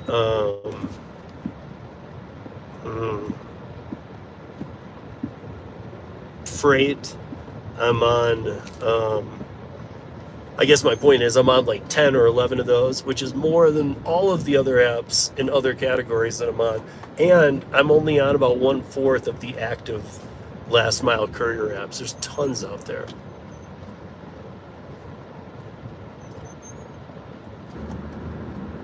Yeah, one thing with Rodeo, though, I'm not saying it still won't suck, but one thing Rodeo is turning a corner with, I know, because at Para, I'm on the Para work side. That's my deal. But I don't know. You guys might know Jimmy. He's been on a couple things that I do. I know you all know David, but you might know Jimmy too. But Jimmy's been working in Hagerstown, Maryland, trying to get this pharmacy thing going for Paraworks. And we've learned a lot. And to be honest, the fact that Rodeo last week acquired, they've already been doing a little work with them as as Target was moving shipped away from CVS Pharmacy, Rodeo was picking up some orders here and there. Now, by the end of this calendar year, CVS Pharmacy has to move out of every Target store in the country, and they no longer have any agreement. And as of right now, there will be no more CVS orders on shipped, and Rodeo has taken them all over. And not that I think that that's this huge opportunity for money, but it does allow on Rodeo to, when you see, if you have Rodeo and you turn it on, something different I've noticed since last week when this changes, when I turn it on and I see like what might have been Easy Script or something before, and one of them there, maybe I touch it and I know it's a Target, and I touch it and it says CVS, and it's like one of 6, and you could probably make 3 of them work, kind of thing. So, not to sound like Bud Soda, but if you stack if you stack your deliveries, Bud Soda, this is for you, buddy. If you stack your pharmacy deliveries out of a CVS, I can see where Rodeo might make a little more sense. That's it. That's all I'm giving it. Because you're right, the other orders are horrible. Just horrible.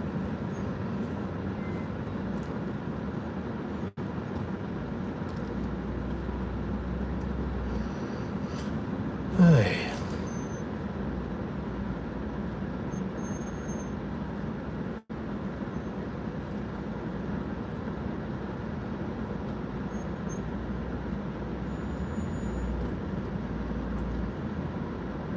Yeah, Derek, that's probably true. I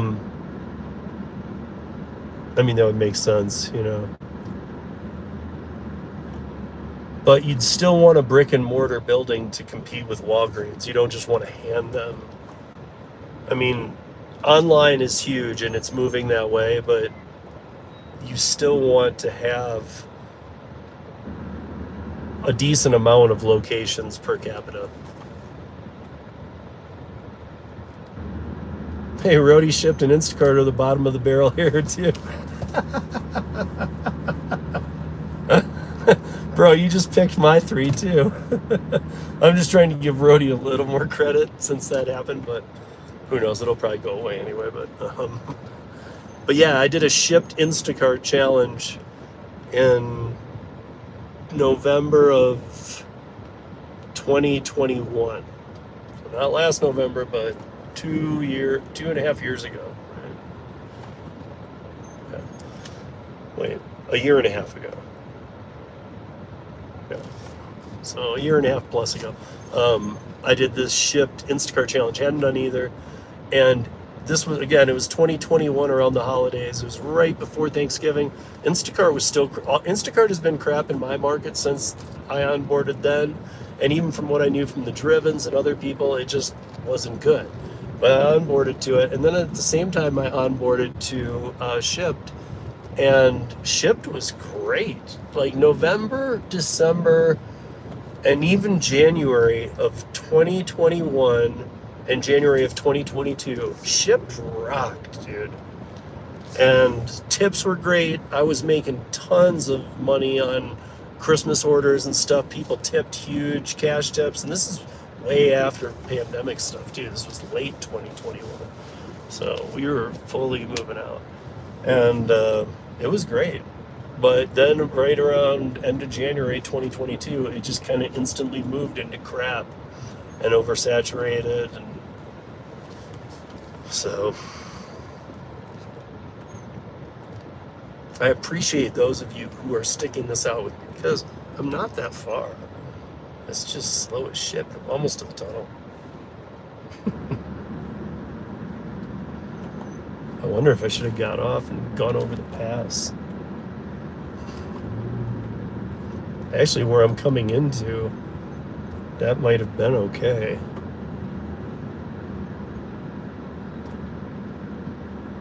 Huh. We are audio and video recording this ride for your safety. Let's see.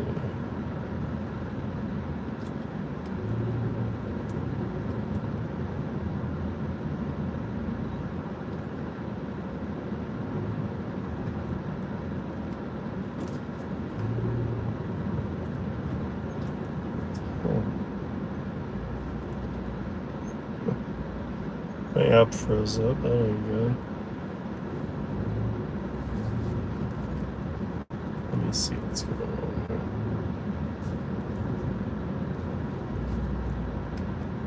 Heavy traffic reported ahead. Really?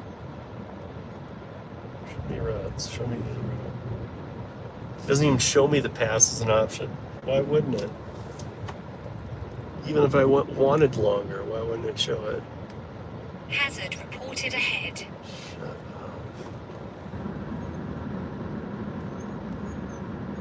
I mean, how are you talking anyway? You shouldn't be able to talk. I have this thing muted.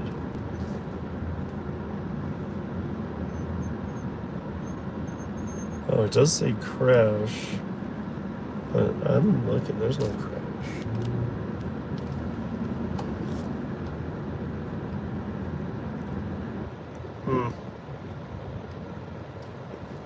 If you are just joining in, please hit that like. Let's get that likeness up a bit. Yeah, I don't know whatever happened with the other link I made, guys, but like I said, I couldn't get into that one, so I'm in this one. It is what it is. Seems like since the hockey talk stopped, people came back. Guess we won't do that anymore. Rick, Derek, we'll have to have a offline conversation about hockey. I don't know why it won't show me the other. Yes, there is another way. There's one other way. Why can't you just show it?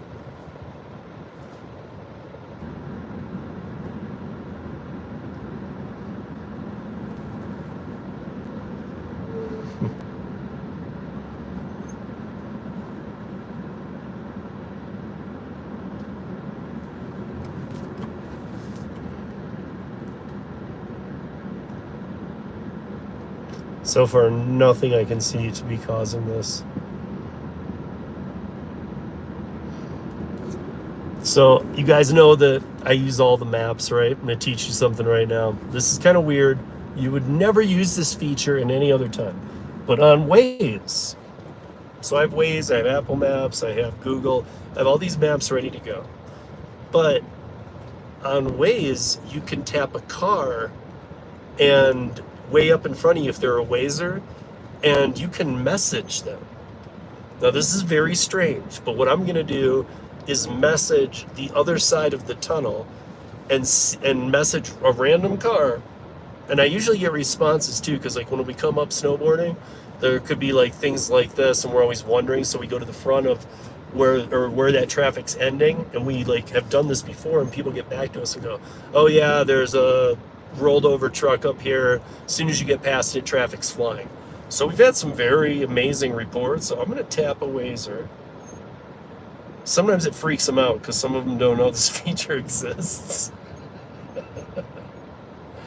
Let me see here.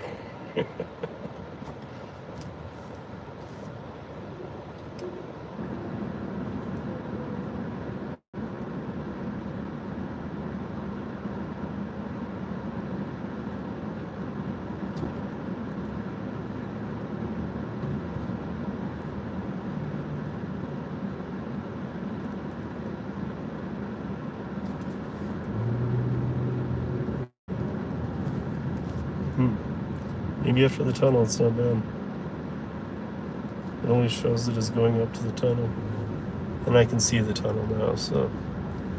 Okay, but yeah, I should have done that a while ago. It's a weird thing to do.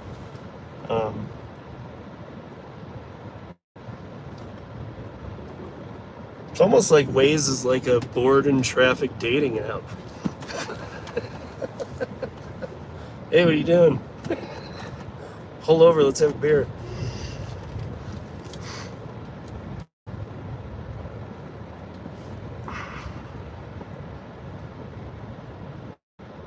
Wow.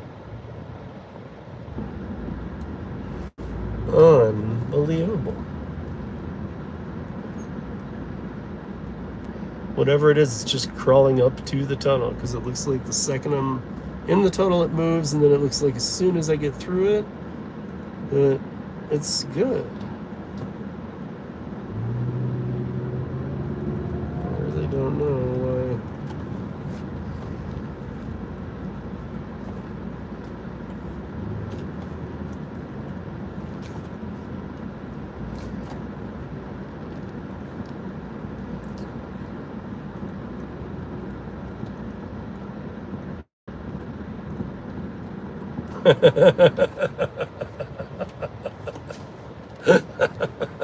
So, Thomas, you can break in. You can break yourself into it a little easier. When you see another Wazer, you can double tap their car and it says message or it says beep beep. So you can at first break in some people by just beep beeping, because it will beep through the app. Even if they have their notifications off, it'll beep. And then they're like, what the hell? So you can give them a little warning. But I usually just go right into the message. So.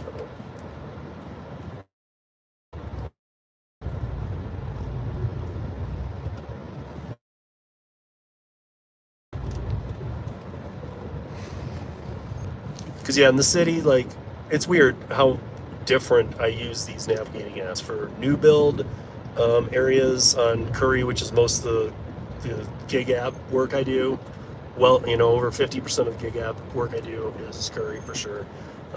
And often I'm using Apple Maps. In the city, I use Google Maps. When we do long road trips, I use Waze because that feature has come in handy. Hello, fellow driver, I want to play a game with you. If I remember right, once the two-party engagement has happened, so like if I message somebody and they don't message me back, okay, but usually they do, and almost always, I feel like every time it's happened and I've done it, the person did not know about it, did not know the feature existed. But I will say I'm always very careful, at least for me, because I don't want some dude getting pissed. So I always do touch the cars, and as soon as it's a girl's name, that's when I double tap, and I'm like, okay, I'll ask you a question. So it's like, is it dumping up there? Is the tunnel open? What's going on? And they'll give you a lowdown and stuff like that. But most of them do respond. They just didn't know that feature existed, and they're like, this is weird. But if I remember right, so if I message somebody, I don't have this ability. It's been a long time since I've done it. But as soon as they message you back, if I remember right, you get an ability where it allows you to attach pictures. Because maybe, and again, whoever invented this, I feel like they invented this almost as a joke, because it is kind of like dating app type stuff. Because really what they're saying is, they're, okay, the other party engaged, so you guys are good talking to each other. Now we'll allow picture capacity.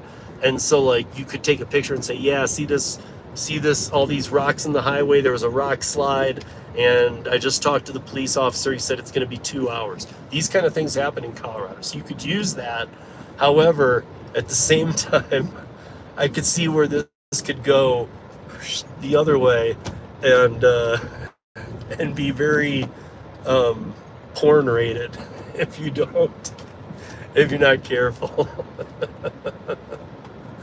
But, hey, what's up, Nick? How are you? Thanks for dropping by, man. Hit that like, guys. We're just talking about, we were talking about hockey. We were talking about delivery. We talked about some other stuff. I'm sitting in some traffic. I'm about to go through the tunnel. And, yeah, and then once I do, I'm in Summit County, and I got a drop-off. And then I'm probably going to see what some people are up to. See if a couple friends want to have dinner, because I need to go somewhere and look at boards and see if I can find anything posted. Because a lot of times from up here too, guys. And Rick, I know you're watching. Same thing with Grand Junction. There's, I'll send them to you. I'll text them to you. But there's some websites that you can check that are like posting boards for, it's usually for pickup trucks and pipe racks and cargo vans and even like 18-wheelers. However, with the price of gas and with some of these orders being a little less lately, they accept different vehicles to do different jobs. And sometimes you can even, I know that you've had a couple issues with vehicle, but you could even line it up. So you might even be able to line up, like, let's say that they needed something delivered to, let's say that you need they need something, one of these posting boards has something you like to Vegas from Grand Junction. From Grand Junction to Vegas is about, I don't know, 6-7 hours. And, let's say it pays $1,500. You can go, you might be able to do it as picking up, like today's what, Monday? It might be a Wednesday pickup. And you could go rent a cargo van for 2 days. I'm just saying, there are things like that going on. I'll send you some of these links. Why are you talking whenever you want? No. So, how far are you going and how much is the order? So, I got 2 bins of paint, about 100, I think it was 108 pounds between them, was what the manifest said. And I'm in a little traffic here. I was watching it all day, and this was kind of a late day one for me to do this, but there isn't normally traffic here, but there is today, so whatever. But it was it was like 68 miles from the pickup to the drop off. But it's up in the mountains in Summit County. It's Dillon. It's by Lake Dillon and Frisco and Silverthorne and Breckenridge and Keystone and all those.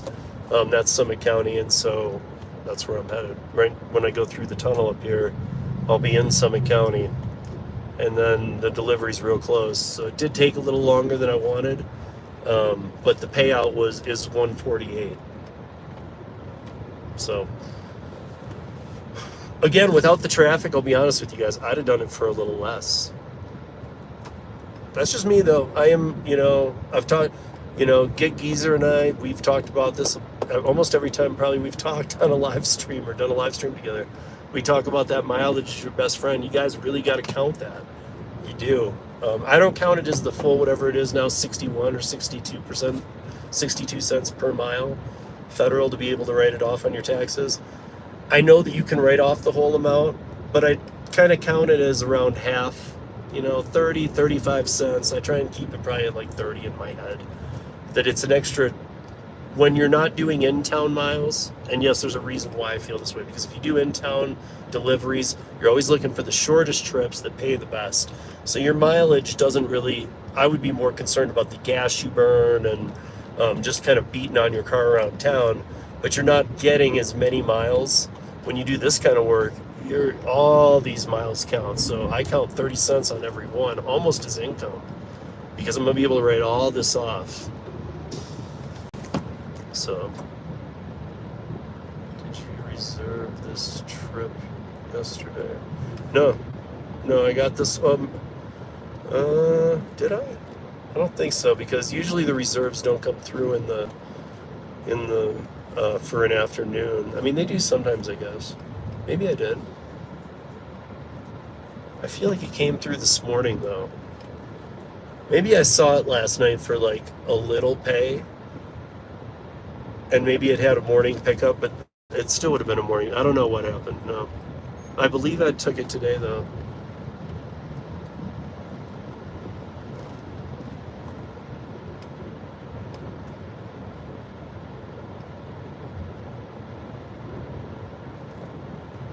We're at dry heat too.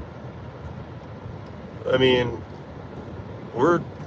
even up here in the mountains, it's a dry heat. But down in Denver and where Rick is, and on the western slope, it's desert there too. I mean, if Rick keeps going west from Grand Junction, Fruita area, he'll hit Moab and all that. And that's deep Utah desert. If I keep going towards Kansas or Nebraska from Denver, it's just desert all the way until you hit those. And if you go south out of Denver, you're going down to New Mexico, and that's all desert. So it's like the Rockies are surrounded by desert. So a lot of Colorado is desert.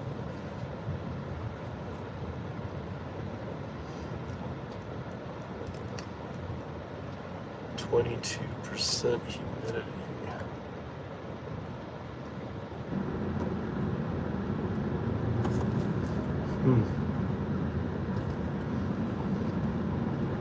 Oh man, I've never, ever been, well, yeah, I have. But I am getting stoked to get to the tunnel because, man, it's ridiculous. And there's the Loveland Pass exit. Why can't I take this? Is it closed? It's up. You guys, should I take the pass or should I stay in this hellstorm? I'm gonna stay in it. I'm trying to look. I don't see anybody going up the pass. But I don't know any reason they would have it gated off either. But that would crush me if I got off and it was gated. There's no reason for it to be gated.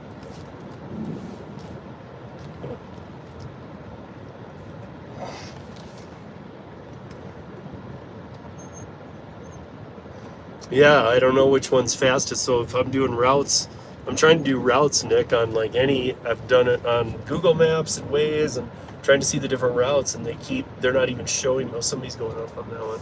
They're not even showing me, there's only 2 routes. I'm on I-70 right before the tunnel at exit 216. For those of you that don't know, that's the last exit before the tunnel, Loveland Pass, and it still puts you in Summit County. It's just, it goes through Keystone. But if it's open, why is that not an option? It's just showing me one.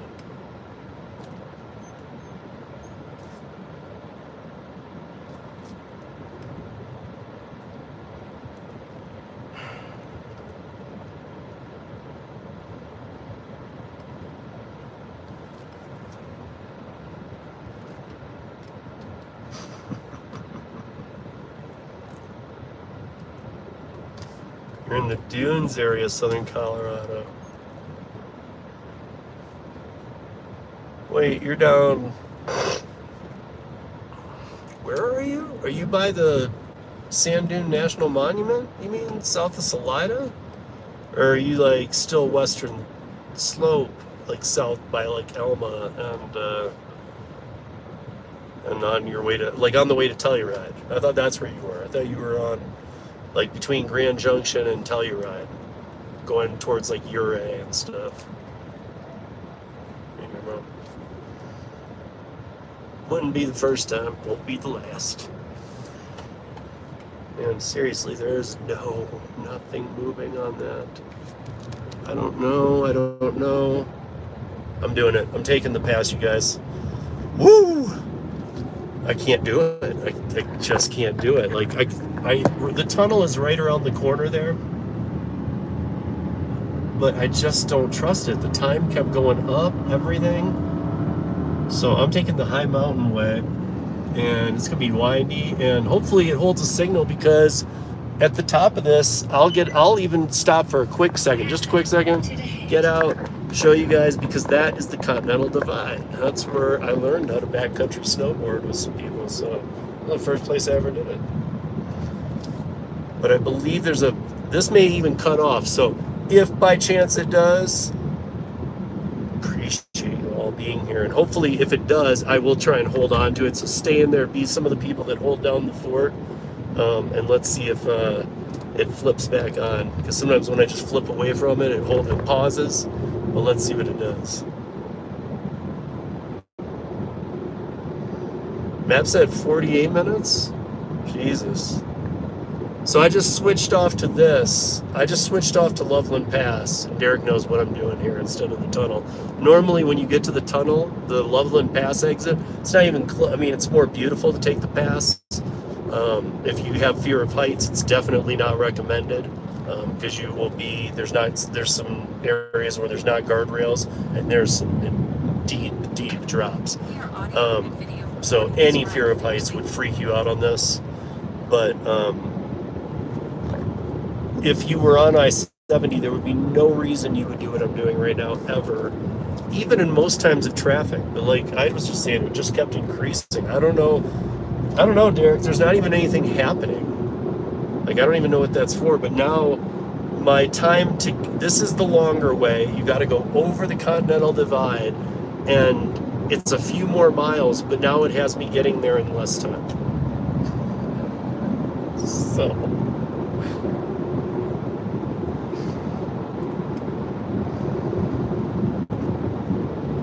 maybe I can here, I'll flip around, let you guys see some of this.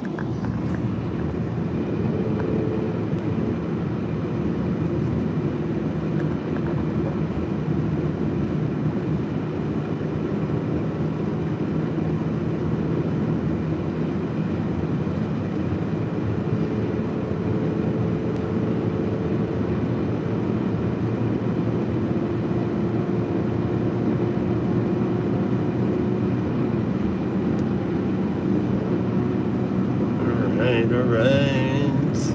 There's a little chute coming out up here that you guys, if you see it, I'll point it out. Because when you do the backcountry riding, see that bears? Hey, cool. Somehow I did it. I gunned it out of that little valley where sometimes I get reception. No, it didn't end, dude. Didn't end. Because I knew where to gun it. Oh, now I'm gonna be interested to see if you guys didn't see anything. Oh no, and that's an orientation thing. Whatever. I don't know if you guys missed all that, but I was trying to tell you something too. Bummer if you missed it. But hopefully the cell will hold right up here.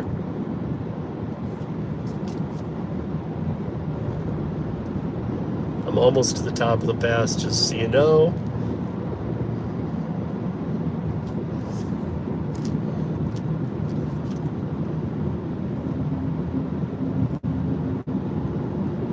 Unlike many Colorado, this is probably the easiest pass to get up to top of. Most of Colorado's can be like grueling.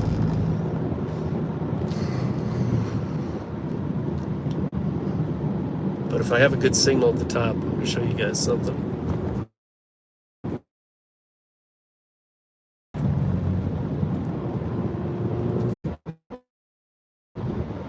Oh, there it is. Did it come back? Yes. Nice. This is like the tourist area. Everybody's parked over there. I don't do that. I just park where I want. All right. I'm going to take you guys to see something.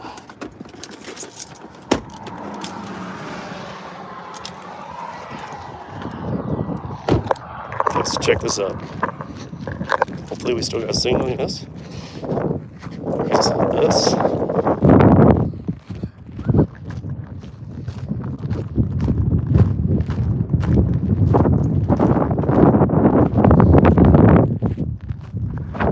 So now I'm going to check. I'm going to show you guys something.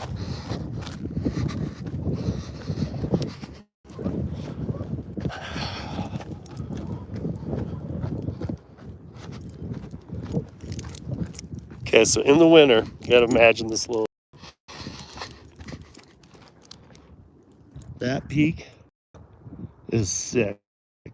It's very, very dangerous. You got to watch for avalanches up there big time. But you come down into that, you meet down in this valley. On this side of all those rivers, you go down there through the trees and you come out at the road. Just wanted to show you guys that. That's the Continental Divide, y'all.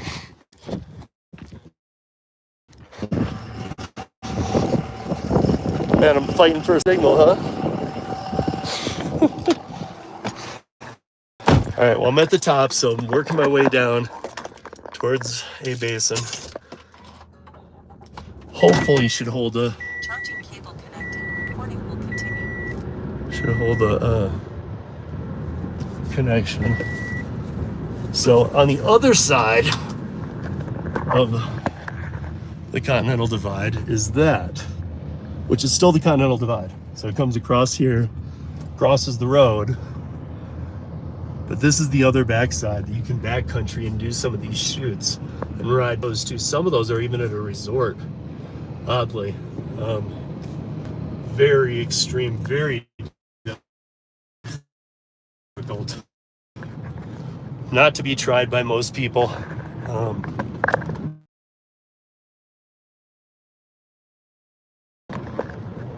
Like even even next. I should have brought all my water jugs for those. For anybody who lives in Colorado and occasionally comes up here or whatever and doesn't know about this, just past when you're heading over this pass, and the way I'm going to pass Loveland,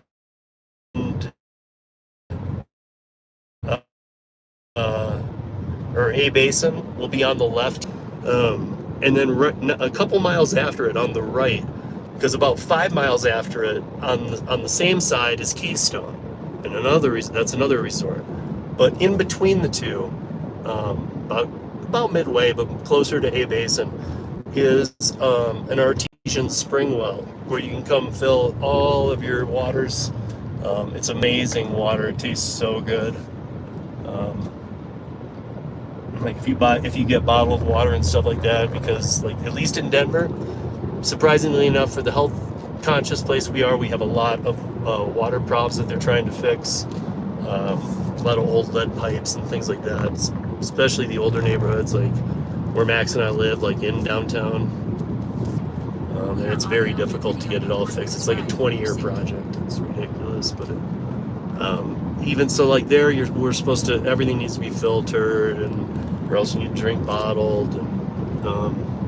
But you can get it up here and just bring the big 5-gallon things empty and just fill them up here for free.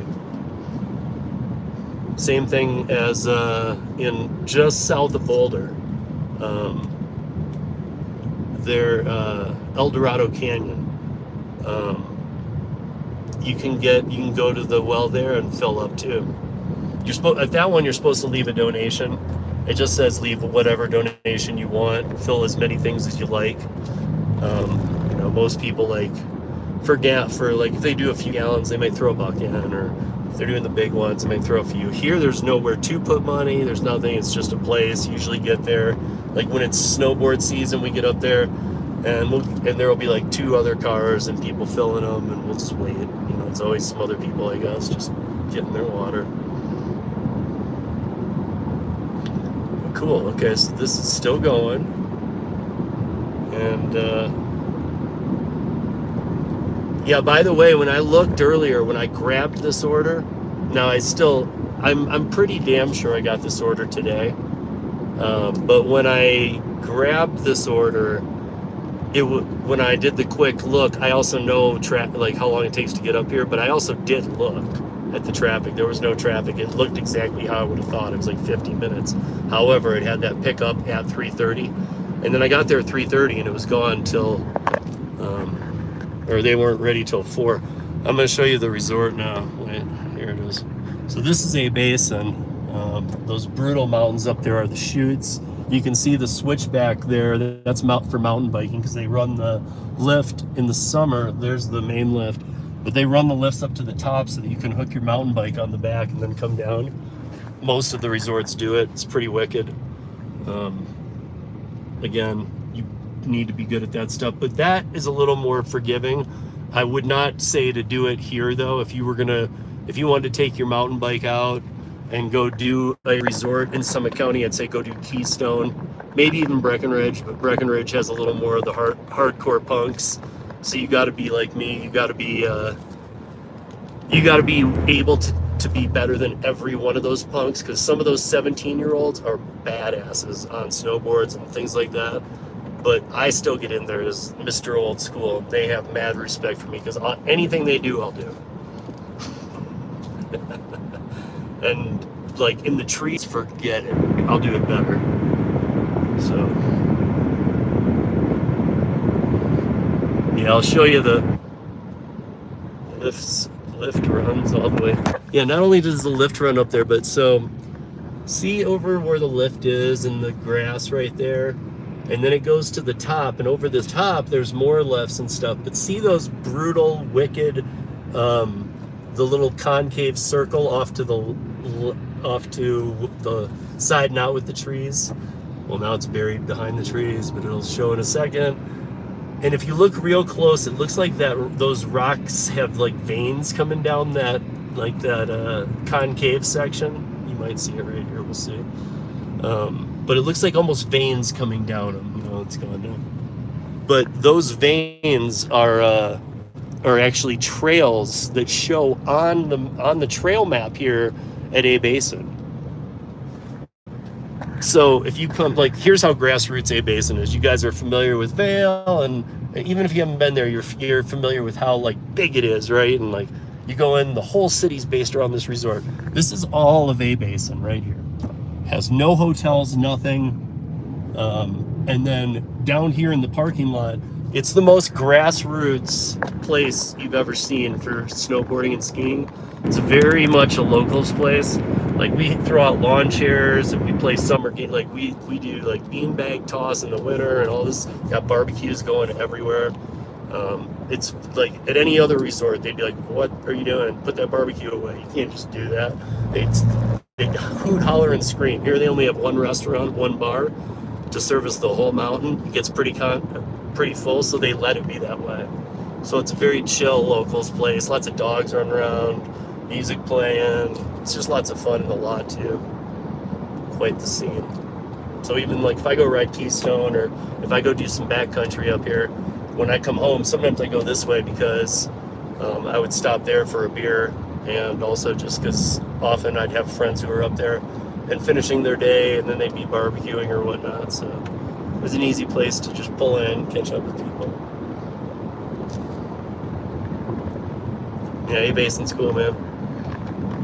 I like A Basin because, you know, here's the problem with A Basin, guys. So Derek's saying that A Basin's his favorite. Only reason I would disagree is because I love trees. A Basin does have some. I also like the longer runs. I'm also a little beyond resorts, so I'm very picky with my resorts. Here in the state, my favorite is Copper, for sure. Copper has a tremendous amount of territory. I mean, the acreage of Tucker Mountain to Copper is just ridiculous. It's almost as big as Vail now, and Vail's like one of the biggest. And then north of us, up in the Tetons, that's my favorite snow. That's the best snow. That makes our snow look sad, those Rockies. And so Jackson Hole Resort and Grand Teton and that kind of stuff, they get like the wicked pow-pows. Okay, there it is. To Keystone, so now I can't lose the signal. Well, I could, but...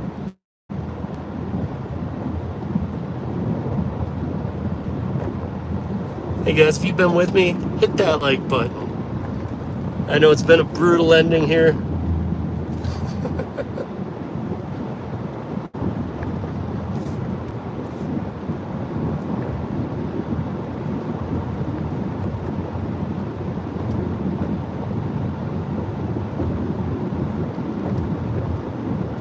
Okay, it looks like I'm back live. I don't know.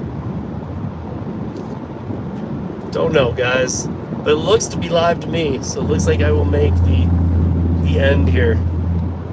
Because I'm not that far. I'm actually pretty close. So I appreciate those of you hanging in with me. Heck yeah. Smack that like. Hope get a couple more likes on this before I end this thing. It definitely took longer, but who cares? I like coming up and everything. I'd probably be pulling my hair out, but there's something peaceful about coming to the mountains. This is Keystone.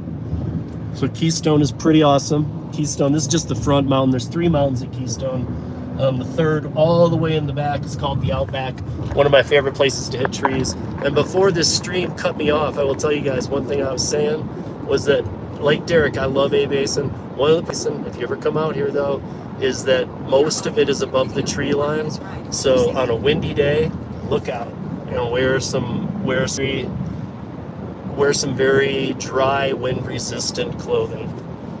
I won't even say warm because I run hot when I'm snowboarding, so I end up shedding most of my layers, even on cold days. Yeah, make sure you wear a good shell. The good shells, that's number one. You know, something that's, you know, got you fully covered from wind and being wet.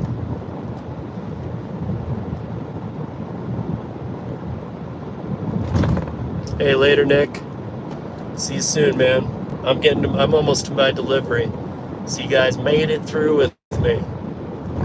You know, I do 13 minutes of news every Saturday, and you guys all know this, and you all watch, and I love it. I'm at 12 likes right now, so let me hit that 13th like. Because I don't think of 13 as an unlucky number. I don't believe in that stuff. I used to have a few superstitions, but I kind of got myself out of them and just get past them, you know. At least for me, this is what works for me. So I'm kind of proving the word 13 to not be bad, but I want to make it important. That's why I call it 13. Because somebody's like, why don't you do it in 12 minutes? And I started with 13 because it's a number people have a toss-up about, really.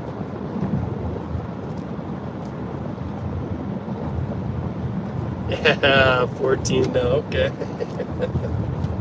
There we go. You know, it's like when somebody has 665 subs and you're trying to help them get to 1,000. It's like, do you want to be that guy? Like, I wouldn't be like, I'd be like, I'll do it tomorrow. I don't want to be the 666 guy. Now I just do it. I don't care. There's nothing. As long as you believe there's nothing to it, there's nothing to it.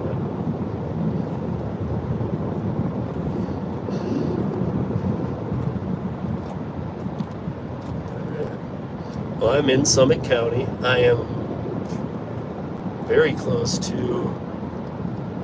my drop off.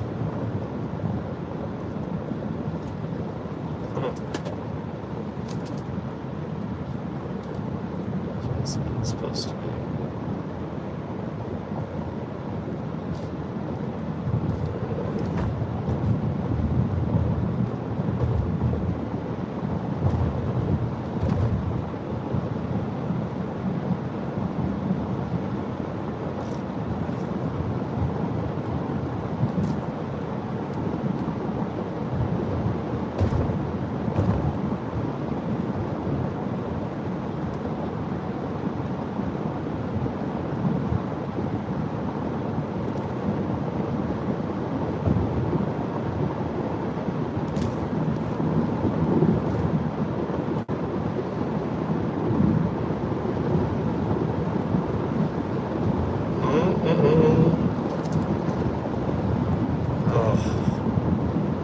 Now I'm glad I'm hanging up here for a minute because I saw the traffic was bad going back too, but not as bad. It looked more like looky-loo type stuff. But I'm gonna hang up here for a bit, unless right away I find a gig. So what I'm gonna do is I'm gonna drop this off, and then I'm gonna go to what I think is one of the best places to get chili in this state. It's awesome, and they have a bunch of different kinds of it too. So they've got like 13 different kinds of chili. It's really good.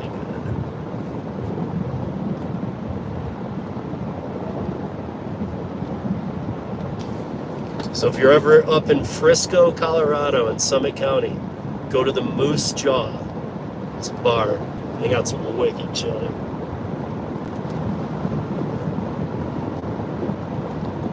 And what I'm going to do is I'm going to get there, I'm going to start looking on boards, order some chili, and then I'm going to text my friends, see if they want to come down, have some dinner, and I'll keep looking for anything going back. And if not, I'll do the evening drive back, so there's no traffic at all, because with no traffic from Summit County to my house, I can do it in just an hour and change.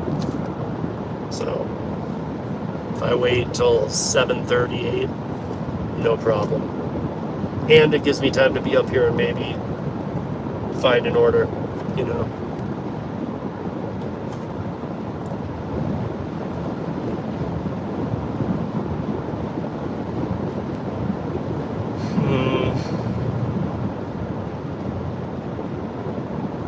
If not, maybe I'll do a live stream of door dashing on the way home. Going through the mountains.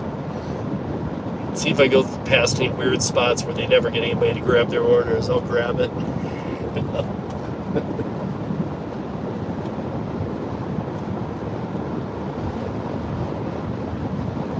So this is pretty good. This is the 10-mile range. If you follow, you'll be looking. So this way's north, this way is south.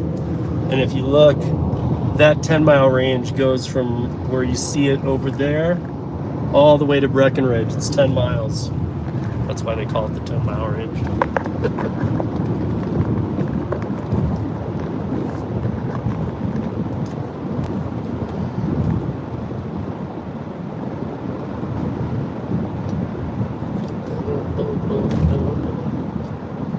Yeah, that's where I am. My drop-off's actually in Dillon.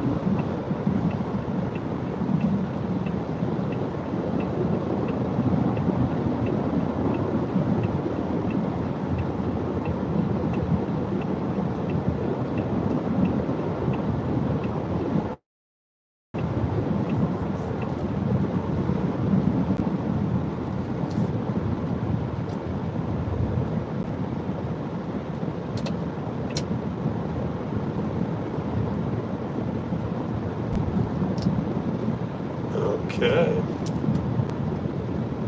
Phone muted my computer.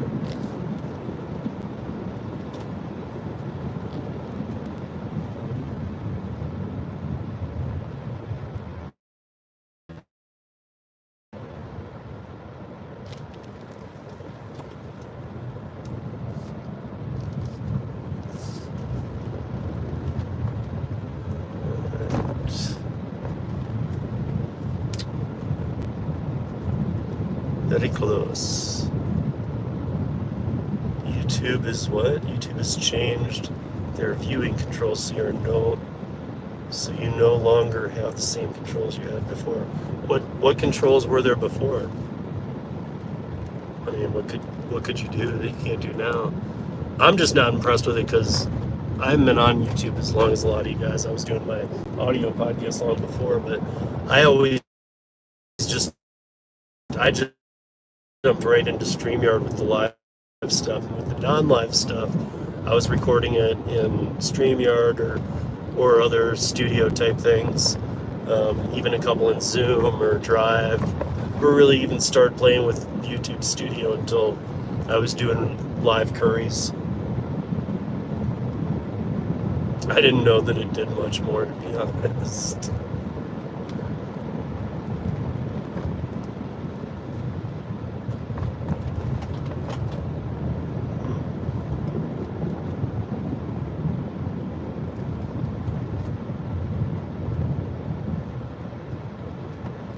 Okay.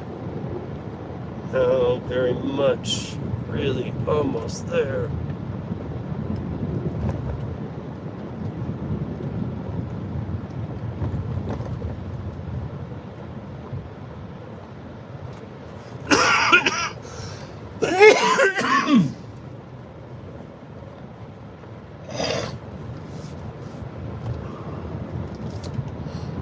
Oh, this is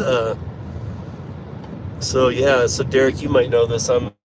This is those old Dillon condos that kind of sit at the bottom of when you come down I-70 right before you exit Silverthorne. You can see them in that valley. I think this is where that paint is going, which is about time because these things are old, you guys. Especially with how new everything up here is. It's pretty crazy.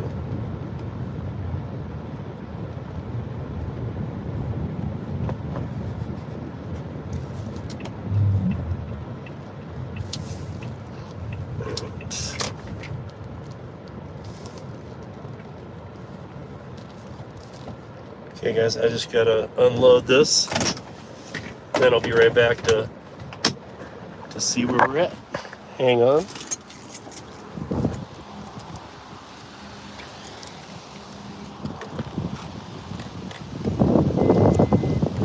Hello.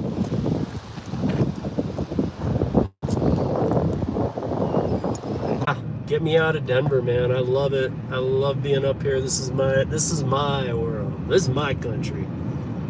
And 148, that ain't bad. I'll check in with a couple people and hit a couple things up. And if you see me live streaming later and you're out working or whatever, it might be worth joining in because it will absolutely be my ride home. And that means that I got a gig going home, or I'm going to do something crazy like Dash on the way home. Regardless, if you see me go live, it'll be fun. It would not just be for me driving home. So that said, thank you for joining me. Always fun, you guys. These are different from anything else I do. And yeah, thanks. Be safe. Earn smart. Peace.